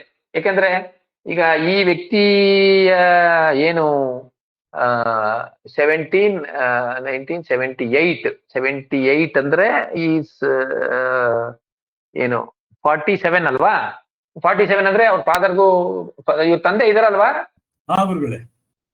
ಸ್ವಲ್ಪ ಆ ಟೈಮಲ್ಲಿ ದಯಮಾಡಿ ನೋಡಿ 31ನೇ ತಾರೀಕಿಂದ 8ನೇ ತಾರೀಕು ಆಗಸ್ಟ್ ವರೆಗೆ ಹುಷಾರಾಗಿರ್ಬೇಕು. ಈ ಸದ್ಯಕ್ಕೆ ಇದು ತಗೊಳ್ಳೋಣ, ಯಾಕಂದ್ರೆ ಈ ಟೈಮ್ ಮುಗಿತಾ ಬಂದಿದೆ. ಹಂಗಾಗಿ ನಾನು ಕ್ಲಾಸ್ ಅನ್ನ ಇದು ಮಾಡಬೇಕು. ಸೊ ಈ ರೀತಿ ನಾವು ಏನು ಅನಾಲಿಸಿಸ್ ಮಾಡಬೇಕು. ಈಗ ಇಲ್ಲಿ ಕಾಲಸರ್ಪ ದೋಷ ಇದೆ, ಗ್ರಹ ಯುದ್ಧದಲ್ಲಿ ಶುಕ್ರ ಸೋತಿದೆ, ಇದೆಲ್ಲ ಐ ಅಗ್ರಿ. ಬಟ್ ಈಗ ಅಪ್ಲೈ ಮಾಡ್ಬೇಕಾ ಅಂದ್ರೆ ಈಗ ಸದ್ಯಕ್ಕೆ ಅಪ್ಲೈ ಮಾಡೋದಲ್ಲ. ಈಗ ಏನ್ ಅಪ್ಲೈ ಮಾಡ್ಬೇಕು? ಈಗ ರಾಹುನ ತಗೋಬೇಕು. ಅಲ್ಲಿ ದಶಾಭುಕ್ತಿಗಳಲ್ಲಿ ಏನು ಮತ್ತೆ ಏನು ರಾಹುನೇ ಬರ್ತಾ ಇದೆ. ಇನ್ನು ಶುಕ್ರ ಮತ್ತೆ ಶುಕ್ರ ಬರಲಾಗಿ ಸ್ವಲ್ಪ ಡೆಫಿನೆಟ್ಲಿ, ಯಾಕಂದ್ರೆ ಅವಾಗ್ಲಿಂದಾನೇ ಸ್ಟಾರ್ಟ್ ಆಗುತ್ತೆ. 6ನೇ ತಾರೀಕು ಇಂದನೇ ಏನೋ ವ್ಯತ್ಯಾಸಗಳು ಸ್ಟಾರ್ಟ್ ಆಗುತ್ತೆ. ಯಾಕಂದ್ರೆ ಶುಕ್ರ ಗ್ರಹ ಯುದ್ಧದಲ್ಲಿ ಸೋತಿದೆ, ಅದು ಅವಾಗ ಕೋಯಿನ್ಸೈಡ್ ಆಗ್ತಾ ಇದೆ. ಡೆಫಿನೆಟ್ಲಿ ರವಿ ಅಲ್ಲಿ ಸಂಚಾರ ಮಾಡ್ಬೇಕಾದ್ರೆ ಶುಕ್ರ ಎಲ್ಲಿ ಸಂಚಾರ ಮಾಡುತ್ತೆ, ಮತ್ತೆ ಶುಕ್ರನ ಸಂಚಾರ ಮಾಡ್ಬೇಕು. ಅಂದ್ರೆ ದಶಾಭುಕ್ತಿ ಪ್ಲಸ್ ಇದು ಎರಡನ್ನೂ ನೋಡಿ ಹೇಳ್ಬೇಕು. ಶುಕ್ರ ಋಷಭದಲ್ಲಿ ಮಾತ್ರ 3 ಇದೆ, ಓಕೆ, ಅಲ್ಲಿವರೆಗೆ ಏನು ಅದು ಕನ್ಯಾಗ ಹೋಗಲ್ಲ, ಕನ್ಯಾದಲ್ಲಿ 2 ಇದೆ. ಸೊ ಈ ರೀತಿ ನೋಡ್ಬೇಕು. ಇದು ವೆರಿ ವೆರಿ ಇಂಪಾರ್ಟೆಂಟ್. ಇದು ಬಹಳ ಮುಖ್ಯವಾದ ವಿಚಾರ. ಹಾಗೇನೆ 64 ನವಾಂಶ ನಾನು ಹೇಳ್ತೀನಿ. ನವಾಂಶದಲ್ಲಿ ಏನು ಋಷಭದಲ್ಲಿ ಏನು ಚಂದ್ರ ಇದೆ, ಅಲ್ಲಿಂದ 4ನೇ ಅಧಿಪತಿ 4ನೇ ಮನೆನೇ 64 ನವಾಂಶ ಲಾರ್ಡ್. ಅದು ಶನಿ ಭಿನ್ನಾಶ ವರ್ಗದಲ್ಲಿ 0 ಇದೆ. ಅದು ಬಹಳ ಡೇಂಜರ್ ವಿಚಾರ. ಅದನ್ನ ಆಮೇಲೆ ಹೇಳೋಣ, ಅದನ್ನ ಆಮೇಲೆ ವಿಶ್ಲೇಷಣೆ ಮಾಡೋಣ. ಇವತ್ತಿಗೆ ನಿಮಗೆ ಇದನ್ನ ಕಂಟಿನ್ಯೂ ಮಾಡೋಣ. ನಾವು ಈ ಆರೋಸ್ಕೋಪ್ ನ ಕಂಟಿನ್ಯೂ ಮಾಡೋಣ. ಇದು ಮುಗಿದ್ಮೇಲೆ ಮತ್ತೆ ಬೇರೆ ಆರೋಸ್ಕೋಪ್ ತಗೊಳ್ಳೋಣ. ಈಗ ದಯಮಾಡಿ 1 by 1 ಏನಾದ್ರೂ ಡೌಟ್ಸ್ ಇದ್ರೆ ಕೇಳಿ. ನಮ್ಮ ರಾಜೇಶ್ ಅವರಿಗೆ ಥ್ಯಾಂಕ್ ಯು ವೆರಿ ಮಚ್. ಅವರು ಇದನ್ನ ಚಾರ್ಟ್ ನ ಮಾಡಿದರೆ ಅದನ್ನ ನಿಮ್ಗೆಲ್ಲ ನಾನು ಶೇರ್ ಮಾಡ್ತೀನಿ ವಾಟ್ಸಪ್ ಅಲ್ಲಿ. ಅವ್ರಿಗೆಲ್ಲ ನಿಮ್ ಕಡೆಯಿಂದನೂ ಒಂದು ಥ್ಯಾಂಕ್ಸ್ ಹೇಳ್ಬಿಡಿ. ಅಂದ್ರೆ ನಾನೇ ನಿಮ್ ಕಡೆಯಿಂದ ಹೇಳ್ಬಿಡ್ತೀನಿ, ನೀವು ಇಂಡಿವಿಜುವಲ್ ಆಗಿ ಹೇಳೋದೇನ್ ಬೇಡ. ಎಲ್ಲರ ಪರವಾಗಿ ರಾಜೇಶ್ ಅವರಿಗೆ ಧನ್ಯವಾದಗಳು. ಚಾರ್ಟ್ ಕಳ್ಸಿಕೊಡ್ತೀನಿ. ಅದು ಸ್ವಲ್ಪ ಮಿಸ್ಟೇಕ್ ಇತ್ತು, ಅದು ಕರೆಕ್ಷನ್ ಮಾಡಿ ಅಂತ ನನಗೆ ಕಳ್ಸಿದ್ರು, ನಾನು ಕರೆಕ್ಷನ್ ಮಾಡಿದ್ದೀನಿ. ಇನ್ನೊಂದ್ಸರಿ ನೋಡ್ಬಿಟ್ಟು ಕಳಿಸ್ತೀನಿ. ಡೌಟ್ಸ್ ಇದ್ರೆ ದಯಮಾಡಿ ಕೇಳಿ. 1 by 1 ಪ್ಲೀಸ್. ಈ ದಗ್ಧ ರಾಶಿ ಲಗ್ನ ದಗ್ಧ ರಾಶಿಲಿ ಇದೆಯಲ್ಲ, ದಗ್ಧ ರಾಶಿ ಅಷ್ಟು ರಿಸಲ್ಟ್ಸ್ ಕೊಡಲ್ಲ ಅಂತಾರಲ್ಲ ಸರ್? ಈಗ ದಗ್ಧ ರಾಶಿಗೆ ಬರೋಣ.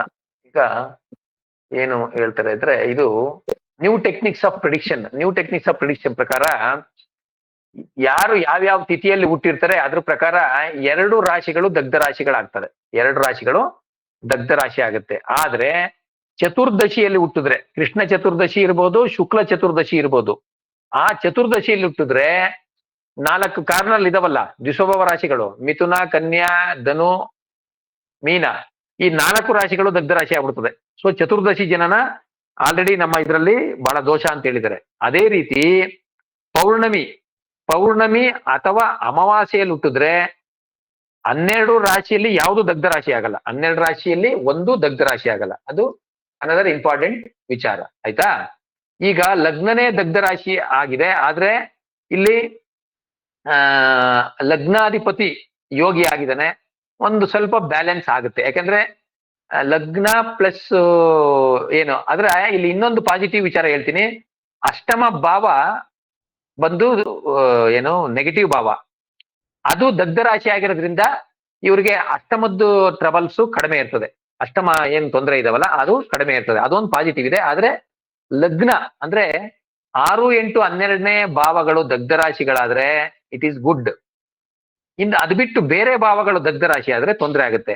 ಬೇಸಿಕಲಿ ಐ ಥಿಂಕ್ ಈ ವ್ಯಕ್ತಿಗೆ ಸ್ವಲ್ಪ ಸಫರಿಂಗ್ಸ್ ಇದೆ ಬಿಕಾಸ್ ಆಫ್ ದಗ್ಧ ರಾಶಿ, ಬಿಕಾಸ್ ಆಫ್ ಶುಕ್ರ ಗ್ರಹ ಇದ್ದಲ್ಲಿ ಸೋತಿರೋದು, ಆ ಅಲ್ಲಿಂದ ಬಂದ್ರೆ ಈ ಪೂರ್ಣ ಕಾಳ ಸರ್ಪ ಯೋಗ, ಇದೆಲ್ಲ ಮೇಜರ್ ವಿಚಾರಗಳು, ಇದರಿಂದ ತೊಂದರೆ ಇದೆ. ಅಂದ್ರೆ ದೇಹ ಸೌಖ್ಯ ಕಡಿಮೆ ಅಂತ ತಗೋಬಹುದಾ ಸರ್ ಅದು ದಗ್ಧ ರಾಶಿ ಆಗಿರೋದ್ರಿಂದ? ಖಂಡಿತ ಖಂಡಿತ ಬರ್ಂಟ್ ಅಂತ ಅದು ಇದೆ, ಬರ್ಂಟ್ ಅಂತ ತಗೊಂಡ್ಬಿಡ್ತೀವಿ, ಬರ್ನ್ ಆಗಿದೆ ಅಂತ. ಹಾ.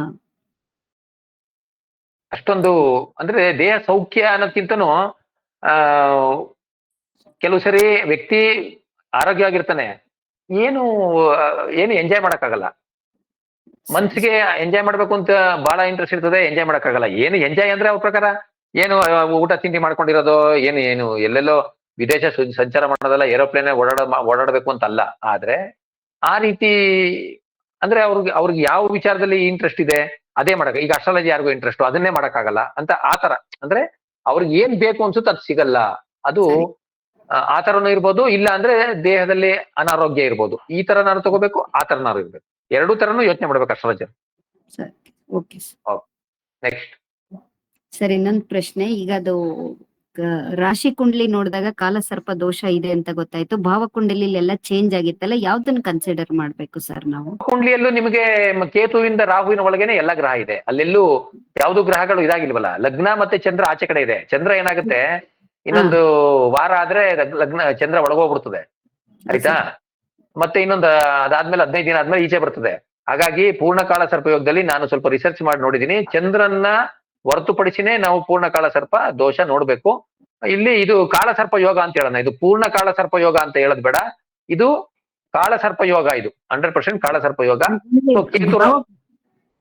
ಅಂದ್ರೆ ಭಾವಕುಂಡಲಿಯಲ್ಲಿ ಸ್ವಲ್ಪ ಎಲ್ಲ ಗ್ರಹಗಳು ಚೇಂಜ್ ಆಗಿದೆಯಲ್ಲ ಸರ್ ಪೊಸಿಷನ್, ಅವಾಗ ಯಾವ್ದನ್ನ ಕನ್ಸಿಡರೇಷನ್ ತಗೋಬೇಕು ಅಂತ ಪ್ರಶ್ನೆ. ರಾಶಿ ಕುಂಡ್ಲಿನೇ ನೋಡ್ಬೇಕು ಅಂತ? ಅಲ್ಲಲ್ಲ, ಕಾಳಸರ್ಪ ಯೋಗ ಅಂತೂ ಇದೆ. ಕಾಳಸರ್ಪ ಯೋಗನ ಯಾವ ರೀತಿ ನೋಡೋದು ಅಂತ ನಾಳೆ ನಿಮ್ಗೆ ಡೀಟೇಲ್ ಆಗಿ ಹೇಳ್ಕೊಡ್ತೀನಿ. ಈಗ ಸೂರ್ಯನ ಡಿಗ್ರಿ, ಫಾರ್ ಎಕ್ಸಾಂಪಲ್ ಸೂರ್ಯನ ಡಿಗ್ರಿ, ಈಗ ಕಾಳಸರ್ಪ ದೋಷ ಭಂಗ ಆಗುತ್ತೆ. ಸೂರ್ಯನ ಯಾವಾಗ ಭಂಗ ಆಗುತ್ತೆ ಅಂದ್ರೆ ಕೇತು ಅಥವಾ ರಾಹುವಿನ ಜೊತೆ ಯಾವ್ದಾದ್ರು ಗ್ರಹ ಇದ್ರೆ ಭಂಗ ಆಗುತ್ತೆ ಅಂತ ಹೇಳ್ತಾರೆ. ಅದು ಯಾಕೆ ಹೇಳ್ತಾರೆ ಅಂದ್ರೆ, ಈಗ ಕೇತು 12 ಡಿಗ್ರಿಲಿ ಇದೆ ಅಂದ್ರೆ ಈ ಕಡೆಯಿಂದ ನಾವು ತಗೊಂಡ್ರೆ ಕೇತು ಆದ್ಮೇಲೆ ರವಿ ಬರ್ತದೆ. ಅಕಸ್ಮಾತ್ ರವಿ ಏನಾದ್ರೂ 11 ಡಿಗ್ರಿಲಿ ಇದ್ರೆ ಅವಾಗ ಅದು ಆಕ್ಸಿಸ್ ಇಂದ ಆಚೆ ಕಡೆ ಇದೆ ಅಂತ. ಚಂದ್ರ ಆಲ್ರೆಡಿ ಆಕ್ಸಿಸ್ ಇಂದ ಆಚೆ ಇದೆ. ಕೇತುವಿಂದ ರಾಹುವರೆಗೆ ನೀವು ಸಂಚಾರ ಮಾಡಿದಾಗ ಎಲ್ಲಾ ಗ್ರಹಗಳು ಅಲ್ಲೇ ಸಿಗ್ತವೆ, ಚಂದ್ರ ಮಾತ್ರ ಈ ಕಡೆ ಸಿಗುತ್ತೆ. ಚಂದ್ರನ ನಾವು ಕನ್ಸಿಡರೇಷನ್ ತಗೋಬಾರ್ದು. ಈಗ ಸೂರ್ಯ ಅಂದ್ರೆ ರಾಹು ಅಥವಾ ಕೇತುವಿನ ಜೊತೆ ಯಾವ್ದೋ ಗ್ರಹ ಇದ್ರೆ ಭಂಗ ಆಗುತ್ತೆ ಅಂತಾರೆ. ಅದು ಅರ್ಥ ಏನಂದ್ರೆ ಅದು ಆಕ್ಸಿಸ್ ಇಂದ ಈಚೆ ಕಡೆ ಇದೆ ಅಂತ. ಅಂದ್ರೆ ಸೂರ್ಯ ಏನಾದ್ರು 11 ಡಿಗ್ರಿಲಿ ಇದ್ರೆ ಅವಾಗ ಏನಾಗುತ್ತೆ, ಸೂರ್ಯ ಒಂದು ನಿಮಿಷ ಇಲ್ಲಿ ಒಂದು ನಿಮಿಷ ಇಲ್ಲಿ ತೋರಿಸ್ತೀನಿ.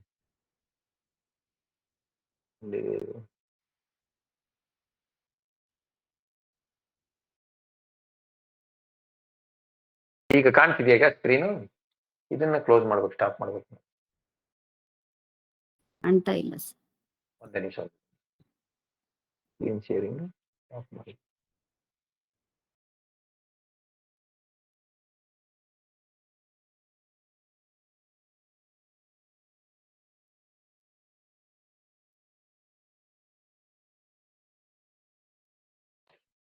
ಬರುತ್ತೆ ನೋಡಿ. ಈಗ ನೀವು ಮೀನರಾಶಿ ಶುರುವಾಗೋದಲ್ಲಿ ಕುಂಭರಾಶಿ ಆದ್ಮೇಲೆ 1, 2, 3, 4, 5, 6, 12 ಆದ್ಮೇಲೆ 13, 14, 15, 16 ಅಂದ್ರೆ ನೀವು ಕೇತುವಿಂದ ಶುರು ಮಾಡ್ಕೊಂಡು ಹೋದ್ರೆ ಆಮೇಲೆ ಸೂರ್ಯ ಸಿಗುತ್ತೆ. ಕರೆಕ್ಟಾ? ಇಲ್ಲಿ ಸೂರ್ಯ ಏನಾದ್ರು 11 ಡಿಗ್ರಿ ಇದ್ರೆ ಕೇತುವಿನಿಂದ ರಾಹುವರೆಗೆ ಒಂದು ನೀವು ಲೈನ್ ಹೇಳಿದ್ರೆ ಅವಾಗ ಸೂರ್ಯ ಈಚೆ ಕಡೆ ಬಂದ್ಬಿಡ್ತದೆ, ಆ ಕಡೆ ಬರಲ್ಲ. ಸೊ ಹಾಗಾಗಿ ಇದು ಕಾಳಸರ್ಪ ಯೋಗನೇ. ಬಟ್ ಚಂದ್ರ ಆಚೆ ಇರೋದ್ರಿಂದ ಕಾಳಸರ್ಪ ಯೋಗ ಅಂತ ತಗೊಳ್ಳೋಣ. ಭಾವಕುಂಡ್ಲಿಲಿ ನೀವು ಡಿಗ್ರಿ ಚೇಂಜ್ ಆಗಲ್ಲ. ನೀವು ಈ ಕಡೆ 3ನೇ ಭಾವಕ್ಕೆ ಬಂದ್ರೆ ಇದು ಏನು ಎಕ್ಸಾಂಪಲ್ ಏನಂತಾರೆ,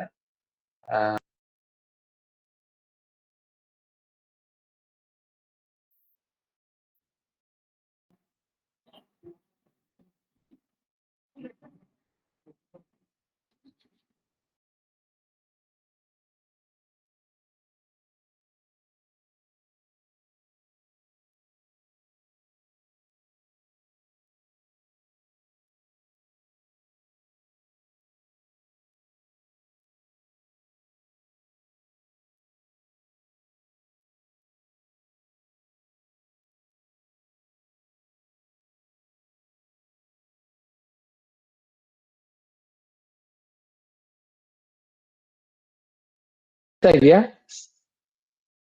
ಸರಿ ಈಗ ಕೇಳ್ತಾ ಇದೆ ಸರ್. ಅದೇ ಅದು ನಿರ್ವಸೆ ಇಶ್ಯೂ. ಸ್ಕ್ರೀನ್ ಕಾಣ್ತಿದ್ಯಾ?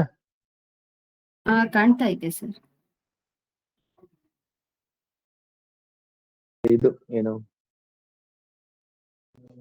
ಚಾರ್ಟ್ ಕಾಣ್ಬೇಕು.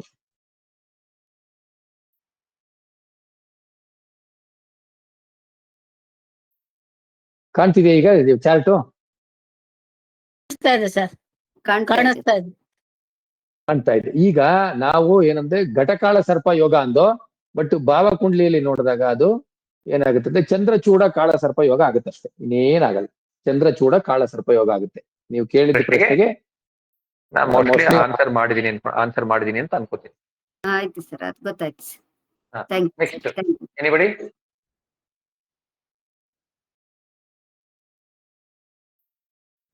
ಪ್ರಶ್ನೆ ಇದೆಯಾ? ಸರ್ ಇಲ್ಲಿ ಕುಜದಶೆ ಮುಗ್ದು ರಾಹು ಭುಕ್ತಿ ಸ್ಟಾರ್ಟ್ ಆಗಿದೆಯಲ್ವಾ? ಹಲೋ ಹೇಳಿ ಹೇಳಿ ಹೇಳಿ ಹೇಳಿ. ಸರ್, ಅದು 6 ತಿಂಗಳ ಮುಂಚೆ ಕುಜ ರಾಹು ಸಂಧಿ ಶಾಂತಿ ಮಾಡಿಸ್ಬೇಕಂತಾರಲ್ವಾ? ಇಲ್ಲ ಅಂದ್ರೆ ಏನಾದ್ರು ಅವ್ರಿಗೆ ತೊಂದ್ರೆ ಆತರ? ಅವರು ಮಾಡ್ತಿದಾರೆ, ಅವ್ರಿಗೆ ಆನ್ಸರ್ ಮಾಡ್ತಾರೆ. ಆನ್ಸರ್ ಮಾಡ್ತಿದ್ರಲ್ಲ? ಇಲ್ಲ ಗುರುಗಳೇ. ಮಾಡ್ಸಿಲ್ವಾ? ಹಾ ಗುರುಗಳೇ. ಅಯ್ಯೋ, ಓಕೆ. ಅಂದ್ರೆ ಒಂದೇ ನಿಮಿಷ ಇರಿ, ಒಂದೇ ನಿಮಿಷ ನೋಡಿ. ಅಲ್ಲಿ ಇದ್ರಲ್ಲಿ ನೋಡು, ರಾಹು ದೇಶ ಸ್ಟಾರ್ಟ್ ಆಗಿದೆ, ಮಾಡ್ಸಿಲ್ಲ. ಆಮೇಲೆ ಈಗ ಇಲ್ಲಿ ನಿಮಗೆ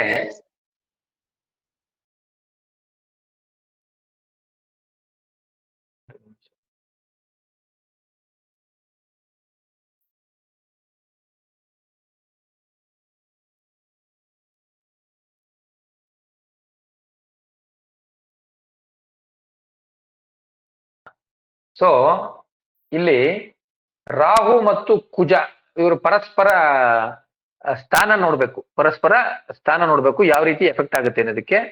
ಸೊ ಕುಜ ರಾಹು 311 ಅಲ್ಲಿ ಇದ್ದಾರೆ. 311 ಇದ್ರೆ ಸ್ವಲ್ಪ ಟ್ರಬಲ್ ಕೊಡುತ್ತೆ ಅಂತ ಹೇಳ್ಬೋದು. 6-8 ಅಲ್ಲಿ ಇದ್ರೆ ಡೆಫಿನೆಟ್ಲಿ ಕುಜ ಮಹಾದಶ ಮುಗಿದು ರಾಹು ಮಹಾದಶ ಶುರುವಾಗಬೇಕಾದ್ರೆ ಬಹಳ ತೊಂದರೆ ಕೊಡುತ್ತೆ ಅಂತ ಖಂಡಿತವಾಗಿ ಹೇಳ್ಬೋದು. ಇಲ್ಲಿ 311 okay, that is not so ಬ್ಯಾಡ್ ಅಂತ ಅನ್ಕೋಬಹುದು. ಬಟ್ ಮಾಡಿಸ್ಬೇಕು, ಕುಜ ರಾಹು ಸಂಧಿ ಶಾಂತಿ ಮಾಡಿಸ್ಬೇಕು. 3 ದಶಗಳು ಸಂಧಿಗಳು ಬಂದಾಗ ಮಾಡಬೇಕು. ಶುಕ್ರಾದಿತ್ಯ ಸಂಧಿ ಶಾಂತಿ, ಶುಕ್ರ ದಶೆ ಮುಗಿದು ರವಿ ದಶೆ ಶುರು ಆಗ್ಬೇಕಾದ್ರೆ ಕುಜ ರಾಹು ಸಂಧಿ ಶಾಂತಿ ಬೇಕಾದ್ರೆ ಬರ್ಕೊಳ್ಳಿ.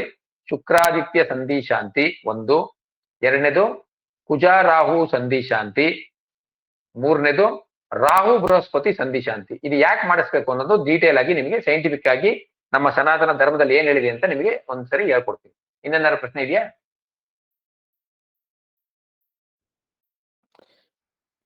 ಈಗ ನೆಕ್ಸ್ಟ್ ಜ್ಯೋತಿಷ್ಯ ಕ್ಲಾಸಿಗೆ ಗುರುಗಳೇ ಬೇಸಿಕ್ ಇಂದ ಹೇಳ್ಕೊಡ್ತೀರೋ ಅಥವಾ ಹೇಗೆ ಇದನ್ನೇ ಕಂಟಿನ್ಯೂ ಆಗುತ್ತೆ ಅಂತ? ನಾನು ಈ ಚಾರ್ಟ್ ಹಾಕಿ ನಿಮಗೆ ಎಲ್ಲ ಬೇಸಿಕ್ ಗಳನ್ನೇ ಹೇಳಿ ಅನಲೈಸ್ ಮಾಡ್ತಾ ಇದ್ದೀನಿ. ನಿಮಗೆ ಸ್ವಲ್ಪ ನೀವು ಮಾಡಿಫೈ ಮಾಡಬೇಕು, ಇಲ್ಲ ನಮಗೆ ಬೇಸಿಕ್ ಜಾಸ್ತಿ ಹೇಳಿ ಅಂತ ಹೇಳಿದ್ರೆ ನಾನು ಬೇಸಿಕ್ಸ್ ಇನ್ನೂ ಆಡ್ ಮಾಡ್ತೀನಿ. ಇಲ್ಲಿ ಪ್ರಿಡಿಕ್ಷನ್ ಪಾರ್ಟ್ ಹೇಳಿ. ಪ್ರಿಡಿಕ್ಷನ್ ಬರೋಕ್ಕಿಂತ ಮುಂಚೆ ಈಗ ನವಾಂಶ ಯಾಕೆ ನೋಡ್ಬೇಕು, ತ್ರಿವಂಶ ಯಾಕೆ ನೋಡ್ಬೇಕು, ದ್ವಾದಶಾಂಶ ಯಾಕೆ ನೋಡ್ಬೇಕು, ಇದೆಲ್ಲದೂ ಸ್ವಲ್ಪ ಬೇಸಿಕ್ ಹೇಳಿಬಿಟ್ಟು ಅದನ್ನ ತಗೊಂಡ್ರೆ ನಮ್ಗೆ ಈಸಿ ಆಗುತ್ತೆ. ಸೊ ಈಗ ನಾನು ಏನ್ ಮಾಡಿದೆ, ಈಗ ನಾನು ಬರೀ ಒಂದೇ ಒಂದು ಕ್ಲಾಸ್ ಅಲ್ಲಿ ಎಲ್ಲಾನು ಮಾಡಕ್ಕಾಗಲ್ಲ, ಅದು ಒಂದು. 2ನೇದು ಇದೊಂದೇ ಚಾರ್ಟ್ ಇಟ್ಕೊಂಡು ನಾನು ಪ್ರಿಡಿಕ್ಷನ್ ಪ್ಲಸ್ ಬೇಸಿಕ್ಸ್ ಈಗ ನಾನು ಈ ಕ್ಲಾಸ್ ಅಲ್ಲಿ ಸುಮಾರು ಬೇಸಿಕ್ಸ್ ಹೇಳಿದ್ದೀನಿ ನಿಮ್ಗೆ. ಈಗ ಅವರು ಸಂಧಿ ಶಾಂತಿ ಕೇಳಿದಕ್ಕೆ ಅದ್ರ ಬಗ್ಗೆ ನಾನು ಯಾವ್ಯಾವ ರೀತಿ ಸಂಧಿ ಶಾಂತಿ ಬರುತ್ತೆ ಅಂತ ಹೇಳಿದೆ, ಮತ್ತೆ ಬರ್ತ್ ಟೈಮ್ ರೆಕ್ಟಿಫಿಕೇಶನ್ ಬಗ್ಗೆ ಹೇಳಿದೆ. ಸೊ ಈ ರೀತಿ ಪ್ರತಿಯೊಂದಕ್ಕೂ ನಾನು ಅಲ್ಲಿ ಬೇಸಿಕ್ಸ್ ನ ಟಚ್ ಮಾಡಿ ಹೋಗ್ತೀನಿ. ಗ್ರಹ ಯುದ್ಧ ಒಂದು ಲೆವೆಲ್ ಹೇಳಿದ್ದೀನಿ. ಅಂದ್ರೆ ಈಗ ಏನೇನು ಈ ಚಾರ್ಟ್ ಬಂದಿದೆ ಅದನ್ನ ಬೇಸಿಕ್ಸ್ ನ ಇನ್ನು ಡೀಟೇಲ್ ಆಗಿ ಹೇಳ್ತೀನಿ ನಿಮ್ಗೆ. ಇವತ್ತು ಒಂದು ಚಾರ್ಟ್ ತೆಗೆದು ಏನಪ್ಪಾ ಏನು ಪ್ರಿಡಿಕ್ಷನ್ ಬರ್ಲಿಲ್ವಲ್ಲ ಅಂತ ಅನ್ಸ್ಬಾರ್ದು ಅಂತ ನಾನೇನ್ ಮಾಡಿದೀನಿ, ಒಂಚೂರು ಪ್ರಿಡಿಕ್ಷನ್ ಪಾರ್ಟ್ ಕೊಟ್ಟಿದ್ದೀನಿ. ಸ್ವಲ್ಪ ಊಟದ ಜೊತೆ ಒಂದು ಲೈಟ್ ಆಗಿ ಮಧ್ಯೆ ಸ್ವೀಟ್ ಐಸ್ ಕ್ರೀಮ್ ಏನಾದ್ರು ಇರ್ಬೇಕು, ಬರೀ ಅನ್ನ ಸಾರು ಅಂದ್ರೆ ಆಗಲ್ಲ. ಹಂಗಾಗಿ ಒಂದು ಲೈಟ್ ಆಗಿ ಒಂದ್ ಸ್ವಲ್ಪ ಪ್ರಿಡಿಕ್ಷನ್. ಈಗೇನಿದೆ, ರಾಹು ದೇಶ ಸ್ಟಾರ್ಟ್ ಆಗಿದೆ, ಈ ಯಾವ ಟೈಮಲ್ಲಿ ಹೆಂಗಾಗುತ್ತೆ, ಈಗ ದ್ವಾದಶಾಂಶದಲ್ಲಿ ಏನಿದೆ, ಯಾಕೆ ದ್ವಾದಶಾಂಶ ನೋಡ್ಬೇಕು, ಹೆಂಗೆ ಕನೆಕ್ಟ್ ಆಯ್ತು ಅಂದ್ರೆ ನೋಡಿ, ರಾಹು 10ನೇ ಕನ್ಯಾ ರಾಶಿಯಲ್ಲಿದೆ, ಲಗ್ನದಿಂದ 10ನೇ ಭಾವದಲ್ಲಿದೆ ಅಂತ ನಾವು ಅನ್ಕೊಂಡು. ಆದ್ರೆ ಭಾವಕುಂಡಲಿ ನೋಡಿದಾಗ ಎಲ್ಲಿದೆ, ರಾಹು 9ರಲ್ಲಿದೆ. ಸೊ ನಿಮ್ಗೆ ಏನಂತ ಹೇಳಿದೆ ನಾನು, ನವಮೇ ಪಿತೃನಾಶಾಯ ನಮಃ ಬೇಸಿಕ್ಸ್. ಮತ್ತೆ ಏನು, ರಾಹು ಅಷ್ಟೋತ್ತರ ಓದಿ ಅಂತ ಹೇಳಿದೆ. ನಾನು ಹೇಳೋದು ಒಂದೊಂದು ವರ್ಡ್ ಅಲ್ಲ, ಒಂದೊಂದು ಅಕ್ಷರನೂ ನೀವು ಗಮನವಾಗಿ ತಗೋಬೇಕು. ನೀವು ತಗೋಬೇಕು, ಆಕ್ಚುಲಿ ಕೇಳಿಸ್ಕೊಳ್ಳೋದು ಅಷ್ಟೇ ಅಲ್ಲ, ತಗೋಬೇಕು. ಸೊ ರಾಹು ಅಷ್ಟೋತ್ತರ ಓದಿದ್ರೆ ನೀವು ಅಲ್ಲೂ ಅಸ್ಟ್ರಾಲಜಿ ಬರ್ತದೆ. ಅಂದ್ರೆ ನಮ್ಮ ಪುರಾಣ, ನಮ್ಮ ಸನಾತನ ಧರ್ಮ, ನಮ್ಮ ಅಸ್ಟ್ರಾಲಜಿ ಎಷ್ಟು ಚೆನ್ನಾಗಿ ಕನೆಕ್ಟ್ ಆಗಿದೆ ಅಂತ ಗೊತ್ತಾಗುತ್ತೆ. ಸೊ ಪಿತೃನಾಶಾಯ ನಮ ಅಂತ. ಸೊ ನಾವೇನ್ ಮಾಡ್ಬೇಕು? ಪಿತೃನಾಶಾಯ ಅಂದ್ರೆ ಪಿತೃ ತೊಂದ್ರೆನಾ? ನಾವೆಲ್ಲಿಗೆ ಹೋಗ್ಬೇಕು? ದ್ವಾದಶಾಂಶ ನೋಡು. ದ್ವಾದಶಾಂಶದಲ್ಲಿ ಸೂರ್ಯ ಚಂದ್ರರು ಹೆಂಗಿದ್ದಾರೆ, ದ್ವಾದಶಾಂಶ ಕಾರಕರು ಯಾರು, ಎಲ್ಲ ಡೀಟೇಲ್ ಹೇಳ್ತೀನಿ. ದ್ವಾದಶಾಂಶ ಮಾಡೋದಂಗೆ ಅಂತ ಹೇಳ್ತೀನಿ. ಈಗ ಯಾವ್ಯಾವ ಕುಂಡ್ಲಿನ ತಗೋಬೇಕು, ಆ ಕುಂಡ್ಲಿ ತಗೊಂಡಾಗ ಅದನ್ನ ಹೆಂಗ್ ರಚನೆ ಮಾಡ್ಬೇಕು, ಪ್ರತಿಯೊಂದು ನಾನು ಹೇಳೇ ಹೇಳ್ತೀನಿ. ನೀವು ಬೇಸಿಕ್ಸ್ ನ ಕೇಳ್ತೀರಿ ಅಂದ್ರೆ ನನಗೆ ಬಹಳ ಸಂತೋಷ. ಯಾಕಂದ್ರೆ ಸರ್ ನೀವು ಬೇಸಿಕ್ಸ್ ಹೇಳ್ತೀರಿ ಜಾಸ್ತಿ ಅಂತ ನೀವು ಅಂದ್ರೆ ನನ್ಗೆ ಕಷ್ಟ ಆಗುತ್ತೆ. ದಯವಿಟ್ಟು ಅದನ್ನ ಮಾತ್ರ ಹೇಳ್ಬೇಡಿ. ಆದ್ರೆ ಬೇಸಿಕ್ಸ್ ನೀವು ನಾನು ಅದನ್ನೇ ಮಾಡ್ತೀನಿ. ಇಲ್ಲಿ ನೀವು ಟೆಕ್ನಿಕ್ಸ್ ಆಫ್ ಪ್ರಿಡಿಕ್ಷನ್ ಬಂತು ಚೆನ್ನಾಗಾಗುತ್ತೆ ಸರ್. ಬೇಸಿಕ್ ಹೋದ್ರೆ ಒಳ್ಳೇದಾಗುತ್ತೆ ಅಂತ ನಮ್ಮ ಅಭಿಪ್ರಾಯ. ಸಂತೋಷ ಸರ್, ಸರ್. ವಾಯ್ಸ್ ಕಟ್ ಆಗ್ತಾ ಇದೆ, ಸರಿಯಾಗಿ ಕೇಳಿಸ್ತಿಲ್ಲ.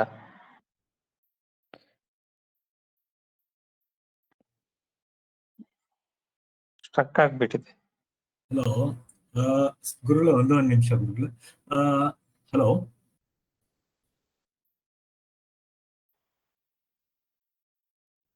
ಗುರುಗಳು ಸ್ಟ್ರಕ್ ಆಗಿದೆ, ಏನು ಕೇಳಿಸ್ತಿಲ್ಲ.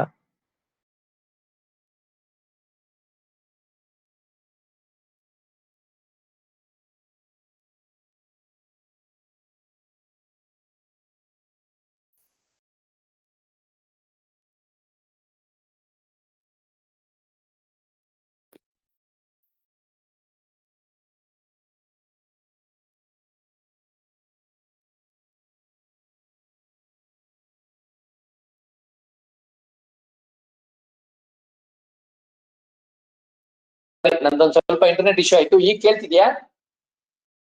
ಇವಾಗ ಕೇಳಿಸ್ತಾ ಇದೆ. ಸರ್ ಉದಯ್ ಸರ್, ಈಗ ನಮಸ್ಕಾರ, ನಾನು ಅರವಿಂದ್ ಅಂತ ಹೇಳ್ಬಿಟ್ಟು. ಗುರುಗಳು ಏನ್ ಹೇಳ್ತಾರೆ ಅಂದ್ರೆ ಅಲಾಂಗ್ ವಿತ್ ಅನಾಲಿಸಿಸ್ ಹಂಗೆ ಬೇಸಿಕ್ ಹೇಳ್ತಾ ಇರ್ತಾರೆ ಅಂತ. ಜಸ್ಟ್ ನಿಮ್ಗೆ ಬರೀ ಈಗ ಬೇಸಿಕ್ಸ್ ಇಂದಾನೆ ಹೋದ್ರೆ maybe you will not be understanding ಅಂತ. It's a very good combination ಅಂತ ಗುರುಗಳು ಹೌದು ಹೇಳ್ತಾರೆ. ಸರ್, ಎರಡು ಒಟ್ಟಿಗೆ ತಗೊಂಡೋಗೋದು ಚೆನ್ನಾಗಿದೆ. ಅದಕ್ಕೋಸ್ಕರ ಅದೇ ತರಾನೇ ಇದ್ ಮಾಡಿದಾರೆ. And it is very unique. ನಮ್ಗೆ ಯಾವಾಗೂ ಈ ತರ ಒಂದು ಏನಂತಾರೆ ಹೈಬ್ರಿಡ್ ವರ್ಷನ್ ಅಂತ ಏನ್ ಬೇಕಾದ್ರೂ ಅನ್ಬೋದು. ಆ ತರ ನಾನು ಇನ್ಫ್ಯಾಕ್ಟ್ ಎಲ್ಲೂ ನಾನು ನೋಡೂ ಇಲ್ಲ. This is very effective also. ನೀವು ಸದಾ ಜ್ಞಾಪಕ ಇಟ್ಕೊಂತೀರಾ ಈ ತರ ಮಾಡಿದ್ರೆ ಅಂತ ನಂದೊಂದು ಅಭಿಪ್ರಾಯ. ಹೌದು ಸರ್, ಕರೆಕ್ಟ್ ಆಗಿ ಅದು ಎರಡು ಒಟ್ಟಿಗೆ ಸೈಮಲ್ಟೇನಿಯಸ್ ಹೋಗುತ್ತೆ ಸರ್. ಇದು ಒಂದ್ ರೀತಿಗೆ ಒಳ್ಳೇದೆ. ಅಲ್ಲಲ್ಲ, ಇದು ನೆಕ್ಸ್ಟ್ ಮಾಡ್ಲಿ ಗುರುಗಳು ಬೇಡ ಅನ್ನಲ್ಲ. ಯಾಕಂದ್ರೆ ಸ್ವಲ್ಪ ಬೇಸಿಕ್ ಅನ್ನ ಹೇಳಿ ಆಮೇಲೆ ತಗೊಂಡ್ ಹೋಗೋದು ಅದು ಜ್ಞಾನ ಬರುತ್ತೆ. ಈಗ ನೀವು ಅಲ್ಲಿ ಹೋದ್ಮೇಲೆ ಏನಾಗುತ್ತೆ? ಅಲ್ಲಲ್ಲ, ನಾನು ಅದನ್ನ ಹೇಳ್ತಾ ಇಲ್ಲ ಮೇಡಮ್. ಈ ಕೆಲವು ಇದೇನಿದೆ, ಯಾವ್ದು ತ್ರಿಶಾಂಶ ಆಗಿರ್ಬೋದು, ದ್ವಾದಶಾಂಶ ಆಗಿರ್ಬೋದು, ಸಪ್ತಾಂಶ ಆಗಿರ್ಬೋದು, ಇವೆಲ್ಲವೂ ಏನಕ್ಕೆ ಯೂಸ್ ಮಾಡ್ತಾ ಇದ್ದೀವಿ, ನೆಕ್ಸ್ಟ್ ಅದನ್ನೆಲ್ಲ ಒಂದ್ ಸ್ವಲ್ಪ ಹೇಳಿದ್ರೆ ನಮಗೂ ಈಸಿ ಆಗುತ್ತಲ್ವಾ? ಉದಯ್ ಅವರೇ, ಹಾ ಸರ್.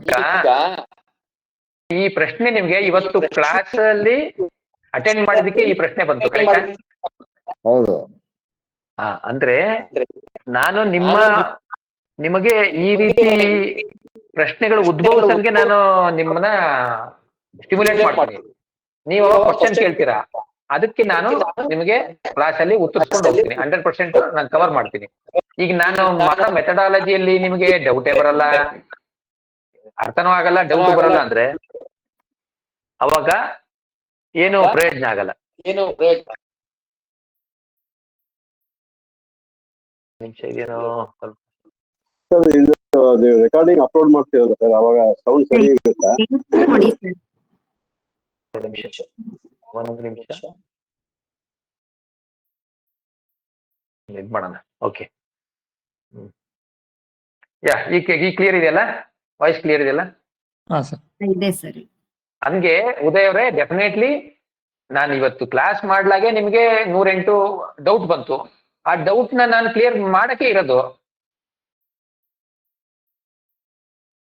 ಮಾಡೇ ಮಾಡ್ತೀನಿ ಪ್ರತಿಯೊಂದು ಬೇಸಿಕ್. ಈಗ ನಿಮಗೆ ಅಲ್ಲೊಂದು ಚೂರು ಊಟ ಪಡಿಸ್ಬೇಕಾದ್ರೆ ಸ್ವಲ್ಪ ಎಲ್ಲ ಒಳ್ಳೊಳ್ಳೆ ಐಟಮ್ ಹಾಕಿದಾಗ ನಮ್ಗೆ ಇನ್ನೂ ಬೇಕು ಅನ್ಸಂಗ್ ಆಗಿದೆ. ಇವಾಗ ಅದನ್ನ ನಿಮ್ಗೆ ಎಷ್ಟೆಷ್ಟು ಬೇಕು, ಯಾರ್ಯಾರು ಯಾವ್ಯಾವ್ದು ಎಷ್ಟೆಷ್ಟು ಬೇಕೋ ಅಷ್ಟು ಹಾಕೇ ಹಾಕ್ತೀನಿ. ಬಟ್ ಒಬ್ರಿಗೆ ಹಾಕ್ದಾಗ ನಮಗೆ ಬೇಡ ಅನ್ನಂಗಿಲ್ಲ ಅಷ್ಟೇ. ಎಲ್ಲರೂ ತಗೋಬೇಕು. ಎಲ್ಲ ಬಿಗಿನಿಂಗ್ ಇಂದ ನಾನು ಹೇಳ್ತೀನಿ. ಡೆಫಿನೆಟ್ಲಿ ಐ ವಿಲ್ ಡೆಫಿನೆಟ್ಲಿ ನಿಮ್ಗೆ ಕಲ್ಸ್ಕೊಡಕ್ಕೇನೆ ನಾವು ಶುರು ಮಾಡಿರೋದು. ಇಲ್ಲಿ ಏನೋ ಒಂದು ಕಾಟಾಚಾರಕ್ಕೆ ಕ್ಲಾಸ್ ಮಾಡಿ ಇಲ್ಲಿ ಕಿರೀಟ ತಗೊಳ್ಳೋದು ಏನು ವಿಚಾರ ಇಲ್ಲ. ನಮಗೆ ಈಗ ಇವತ್ತು ಒಂದು 20 ಮೆಂಬರ್ಸ್ ಅಟೆಂಡ್ ಮಾಡಿದಿರಿ. ಒಂದ್ ಸ್ವಲ್ಪ ಟಾರ್ಗೆಟ್ ಇನ್ನೊಂದ್ ಸ್ವಲ್ಪ ಇದೆ. ಇನ್ನೊಂದಷ್ಟು ಮೆಂಬರ್ಸ್ ಬಂದಾದ ತಕ್ಷಣನೇ ನಾವು ಫುಲ್ ಫ್ಲೆಡ್ಜ್ ಸೀರಿಯಸ್ ಆಗಿ ಕ್ಲಾಸ್ ಸ್ಟಾರ್ಟ್ ಆಗುತ್ತೆ. ಇನ್ನು ಬೇರೆ ಬೇರೆ ಟೆಕ್ನಾಲಜಿ ಎಲ್ಲ ಯೂಸ್ ಮಾಡ್ತೀವಿ. ಮೊಬೈಲ್ ಅಲ್ಲಿ ಹೇಗೆ ಆಪ್ ನ ಯೂಸ್ ಮಾಡೋದು ಅನ್ನೋದು ಗೊತ್ತಿಲ್ಲ ಸುಮಾರು ಜನಕ್ಕೆ. ಈಗ ಆಪ್ ತಗೊಂಡು ಈಗ ಯಾವ್ದೋ ಪ್ರಿಡಿಕ್ಷನ್ಗೆ ಯಾವ್ದು ಏನ್ ನೋಡ್ಬೇಕು ಫಸ್ಟ್. ಇವತ್ತು ನಿಮಗೆ ನಾನು ಅದಕ್ಕೆ ನಿಧಾನ ತಗೊಂಡೋಗಿದ್ದು ಯಾವ್ಯಾವ್ದನ್ನ ನೋಡ್ಬೇಕು. ಒಂದು ಕುಂಡಲಿ ನೀವು ಮಾಡಿದ್ಮೇಲೆ ಫಸ್ಟ್ ಬರ್ತ್ ಅಂಡ್ ರೆಕ್ಟಿಫಿಕೇಶನ್, ಅದಾದ್ಮೇಲೆ ಒಂದು ಓವರ್ ಆಲ್ ಸ್ನ್ಯಾಪ್ ಶಾಟ್ ಅಂತೀವಿ ಒಂದು. ಆ ತರದಲ್ಲಿ ನೀವು ಏನೇನ್ ನೋಡ್ಬೇಕು. ಬರೀ ರಾಶಿ ಕುಂಡ್ಲಿ ನೋಡ್ ಪ್ರಿಡಿಕ್ಷನ್ ಹೇಳ್ಬಾರ್ದು. ಬಟ್ ರಾಶಿ ಕುಂಡ್ಲಿಯಿಂದ ನಾವ್ ಎಲ್ಲಿಗೆ ಜಂಪ್ ಆಗ್ಬೇಕು ನೆಕ್ಸ್ಟ್ ಅನ್ನೋದನ್ನ ನಿಮಗೆ ಇವತ್ತು ಒಂದ್ ಸ್ವಲ್ಪ ಟಚ್ ಕೊಟ್ಟಿದ್ದೀನಿ. ನೋಡಿ ನೀವು ಮುಂದಕ್ಕೆ ಯಾವ ರೀತಿ ಬೇಕು ಆ ರೀತಿ ನಾ ಮಾಡ್ತೀನಿ, ಅದರಲ್ಲಿ ನೋ ಡೌಟ್. ಬಟ್ ನೀವು ಕೇಳ್ಬೇಕು. ನೀವು ಕೇಳಲಿಲ್ಲ ಅಂದ್ರೆ ನನಗೆ ಫೀಡ್ಬ್ಯಾಕ್ ಬರಲ್ಲ. ನೀವು ಕ್ರಿಟಿಸಿಸಮ್ ಫೀಡ್ಬ್ಯಾಕ್ ಏನಾದ್ರೂ ಕೊಡಿ, ನಾನು ಮಾಡ್ತೀನಿ. ಸರಿನಾ? Okay sir. Recording sir YouTube link ಒಂದು ಹಾಕಿ ಸರ್, ಅದು ಹಳೇದು ರೆಕಾರ್ಡಿಂಗ್ ಎಲ್ಲ ಸಿಗುತ್ತಲ್ಲ. ನಾನೀಗ ಕಳಿಸ್ತೀನಿ. ಯಾಕೆಂದ್ರೆ ಕೆಲವರೆಲ್ಲ ಸ್ವಲ್ಪ ಕೆಲವರಿಗೆ ಲಿಂಕ್ ಇಲ್ಲ. ನಾ ಇನ್ನೊಂದ್ಸರಿ ಇದರಲ್ಲಿ ವಾಟ್ಸಪ್ ಅಲ್ಲಿ ಹಾಕ್ತೀನಿ.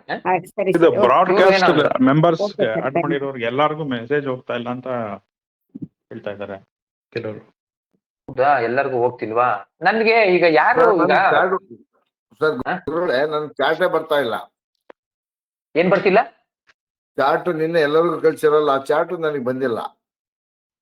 ನಿಮ್ಗೆ ಏನಾದ್ರು ಬಂದಿಲ್ಲ ಅಂದ್ರೆ ದಯವಿಟ್ಟು ನನಗೊಂದ್ಸರಿ ಮೆಸೇಜ್ ಹಾಕಿ ದಯವಿಟ್ಟು. ಈಗ ನನ್ ಕಡೆಯಿಂದ ಬಂದಿಲ್ಲ ಒಪ್ಕೋತೀನಿ, ಬಟ್ ನೀವು ನನಗೆ ಇದು ಮಾಡ್ಬೇಕು. ನನಗೆ ಅದು ಬಂದಿಲ್ಲ ಏನಾದ್ರು ನನಗೆ ನೀವು ನನ್ನ ನಂಬರ್ ಇದೆ ನಿಮ್ಮ ಹತ್ರ, ನೀವು ನನಗೆ ಇವತ್ತು ಬಂದಿಲ್ಲ, ಇವತ್ತು ಕ್ಲಾಸ್ ಇದೆಯಾ ಇಲ್ವಾ ಅಂತ ನೀವೇನು ಕೇಳಲೇ ಇಲ್ಲ ಅಂದ್ರೆ ಒನ್ ವೇ ಟ್ರಾಫಿಕ್ ಆಗುತ್ತೆ. ಮತ್ತೆ ನೀವು ಕೇಳ್ಬೇಕಲ್ವಾ? ಕ್ಲಾಸ್ ಅಲ್ಲಿ ನೀವು ಕೇಳ್ತಾ ಇದ್ರಿ, ಸಂತೋಷ. ಕ್ಲಾಸ್ ಇದೆ ಇಲ್ಲ ಅಂತ ಕೇಳೋದು ತಪ್ಪಾಗುತ್ತೆ. ನೀವ್ ಹೇಳಿದ್ದೀರಾ ಕ್ಲಾಸ್ ಇದ್ದೇ ಇರುತ್ತೆ ಅಂತ. ಇಲ್ಲ, ನಾನ್ ಹೇಳ್ತಿರೋದು ನೀವು ನಾನ್ ಮೆಸೇಜ್ ನನ್ ಕಡೆಯಿಂದ ಕಳಿಸ್ತಾ ಇದ್ದೀನಿ, ಮಾಡ್ತಾ ಇದ್ದೀನಿ. ಮತ್ತೆ ನಿಮ್ ಕಡೆಯಿಂದ ಬಂದಿದೆ ಬಂದಿಲ್ಲ ಅಂತ ದಯವಿಟ್ಟು ಹೇಳ್ಬೇಕು. ಶ್ಯಾಮಲ ಅವರೇನ ಹೇಳ್ತಿದ್ರು, ಹೇಳಿ. ಖಂಡಿತ ಸರ್, ಅದೇ ಸರ್ ಯೂಟ್ಯೂಬ್ ಲಿಂಕ್ ಅದು ಕಳಿಸ್ತೀನಿ, ಎಲ್ಲ ಕಳಿಸ್ತೀನಿ. ಯಾಕೆಂದ್ರೆ ಮೆಂಬರ್ಸ್ ಆಡ್ ಆದಂಗೆ ಒಂದೊಂದ್ಸರಿ ಹೋಗಲ್ಲ. ಬ್ರಾಡ್ಕಾಸ್ಟ್ ಲಿಸ್ಟ್ ಅಲ್ಲಿ ಸ್ವಲ್ಪ ಟ್ರಬಲ್ ಇದೆ, ನಾನು ಕಳಿಸ್ತೀನಿ. ಬಟ್ ಆದ್ರೆ ನೀವು ನಿಮ್ ಕಡೆಯಿಂದನೂ ಒಂದು ರೆಸಿಪ್ರೊಕೇಶನ್ ಇರ್ಲಿ ಅಂತ. ಅದೇ ಸರ್, ನಂದು ಇಲ್ಲ ಸರ್, ಆಡ್ ಮಾಡಿಲ್ಲ. ನಂದು ಲಿಂಕ್ ಡೈರೆಕ್ಟ್ ನೀವು ನನಗೆ ಬರ್ತಾ ಇಲ್ಲ ಅಂತ ದಯವಿಟ್ಟು ಹೇಳಿ, ನಾನು ಅವಾಗ ನಿಮ್ಗೆ ಬರಂಗ್ ಮಾಡ್ತೀನಿ. ಕ್ಲಾಸ್ ವಾಟ್ಸ್ಆಪ್ ಗ್ರೂಪ್ ಅಲ್ಲಿ ಕೆಲವರು ಇಲ್ಲ, ಅದರಿಂದ ಸಿಗ್ತಾ ಇಲ್ಲ ಅಷ್ಟೇ. ನಾನು ಸಹ ಇಲ್ಲ ಸರ್, ಇನ್ನು ಗ್ರೂಪ್ ಮಾಡಿಲ್ಲ. ದಯವಿಟ್ಟು ಪ್ರತಿಯೊಬ್ಬರಿಗೂ ಇದೊಂದು ಇನ್ಫಾರ್ಮೇಶನ್ ತಗೊಳ್ಳಿ. ಯಾರಿಗೂ ವಾಟ್ಸ್ಆಪ್ ಇದು ನಮ್ಮ ಈ scientific Hindu institute of advanced Vedic advance ಅಸ್ಟ್ರಾಲಜಿದು ವಾಟ್ಸ್ಆಪ್ ಗ್ರೂಪ್ ಮಾಡಿಲ್ಲ, ಮಾಡ್ತೀನಿ. ಯಾಕೆಂದ್ರೆ ಅದು ವಾಟ್ಸ್ಆಪ್ ಗ್ರೂಪ್ ಮಾಡಿದ ತಕ್ಷಣನೇ ಇನ್ನೇನೇನೋ ಪ್ರಾಬ್ಲಮ್ ಆಗುತ್ತೆ. ಬಟ್ ಮೆಸೇಜು ನಿಮ್ಗೆ ಇಂಡಿವಿಜುವಲ್ ಆಗಿ ಬರ್ದಿರೋರು ದಯವಿಟ್ಟು ನಾನು ಕಳಿಸಿ. ಇದನ್ನ ಇಂಡಿವಿಜುವಲ್ ಆಗಿ ಬರ್ತಿದೆ, ಯಾರು ಗ್ರೂಪೇ ಮಾಡಿಲ್ಲ, ಗ್ರೂಪ್ ಬರ್ತಿಲ್ಲ, ಇನ್ನು ಗ್ರೂಪ್ ಮಾಡಿಲ್ಲ. ದಯವಿಟ್ಟು ನಾನು ಮಾಡ್ತೀನಿ, ಅದನ್ನ ಮಾಡಿಸ್ಕೊಡ್ತೀನಿ. ಓಕೆನಾ? ಇನ್ನೊಂದು ವಿಷಯ, ನಾವು ಮೀಟಿಂಗ್ ಇನ್ವೈಟ್ ಮಾತ್ರ ಗ್ರೂಪ್ ನಲ್ಲಿ ಹಾಕ್ತಿವಿ. ಎಲ್ಲಾರು ಆ ಚಾನಲ್ಗೆ ಸಬ್ಸ್ಕ್ರೈಬ್ ಆಗ್ಬಿಟ್ರೆ ಆ ವಿಡಿಯೋ ಅಪ್ಲೋಡ್ ಆಗಿದ ತಕ್ಷಣ ಅವ್ರಿಗೆ ಮೆಸೇಜ್ ಹೋಗ್ಬಿಡುತ್ತೆ. ಓನ್ಲಿ ಮೀಟಿಂಗ್ ಇನ್ವಿಟೇಷನ್ ಮಾತ್ರ ನೀವು ನೋಡ್ಕೊಳ್ಳಿ ಅಷ್ಟೇ. ಕರೆಕ್ಟ್. ನೋಡಿ, ನೀವು ಚಾನಲ್ ಸಬ್ಸ್ಕ್ರೈಬ್ ಆಗತ್ತೆ ಫಸ್ಟ್ ನಾನು ಚಾನಲ್ ಲಿಂಕ್ ಕಳಿಸ್ತೀನಿ. ಈಗ ಸುಮಾರು ಜನಕ್ಕೆ ಚಾನಲ್ ಲಿಂಕ್ ಇಲ್ಲ ಅಂದ್ರೆ ನಾನು ಕಳಿಸ್ತೀನಿ. ದಯವಿಟ್ಟು ಎಲ್ಲ ಸಬ್ಸ್ಕ್ರೈಬ್ ಆಗ್ಬಿಡಿ. ನೀವು ಸ್ವಲ್ಪ ಇದನ್ನ ಸ್ಪ್ರೆಡ್ ಮಾಡ್ಬೇಕು, ನಿಮ್ಮ ಗೊತ್ತಿರೋರಿಗೆ ಎಲ್ಲರಿಗೂ ಸ್ಪ್ರೆಡ್ ಮಾಡಿ. ಯಾರ್ಯಾರು ಬರ್ತಾರೆ ಸಬ್ಸ್ಕ್ರೈಬ್ ಆಗ್ಲಿ. ಸಬ್ಸ್ಕ್ರೈಬ್ ಆದ ತಕ್ಷಣನೇ ಕ್ಲಾಸು ಸ್ಟಾರ್ಟ್ ಆಗ್ತದೆ ಅಂದ್ರೆ ಅವ್ರಿಗೆ ಇದೋಗುತ್ತೆ, ಏನೋ ನೋಟಿಫಿಕೇಶನ್ ಹೋಗುತ್ತೆ. ನೋಟಿಫಿಕೇಶನ್ ಆನ್ ಇಟ್ಕೊಳ್ಬೇಕು. ನೋಟಿಫಿಕೇಶನ್ ಆನ್ ಇಟ್ಟಿಲ್ಲ ಅಂದ್ರೆ ಮತ್ತೆ ನೋಟಿಫಿಕೇಶನ್ ಬರಲ್ಲ. ನೋಟಿಫಿಕೇಶನ್ ನೀವು ಆಫ್ ಇಟ್ಕೊಂಡ್ರೆ ಬರಲ್ಲ. ಸೊ ಅದನ್ನ ಮಾಡಿ. ಇದು ಬಿಗಿನಿಂಗ್. ಇದು ನಾನೇನ್ ಹೇಳ್ತಿದ್ದೀನಿ ಅಂದ್ರೆ ನಿಮಗೆ ಇದು ಫ್ರೀ ಕ್ಲಾಸಸ್ ಬಿಗಿನಿಂಗು. ಒಂದ್ಸರಿ ಕರೆಕ್ಟ್ ಆಗಿ ಸಬ್ಸ್ಕ್ರಿಪ್ಷನ್, ಇದು ಪೇಯ್ಡ್ ಕ್ಲಾಸ್ ಸ್ಟಾರ್ಟ್ ಆದ್ರೆ ಎಲ್ಲ ಪರ್ಫೆಕ್ಟ್ ಆಗಿ ಹೋಗುತ್ತೆ, ಯಾವುದೇ ಅನುಮಾನ ಇಲ್ಲ.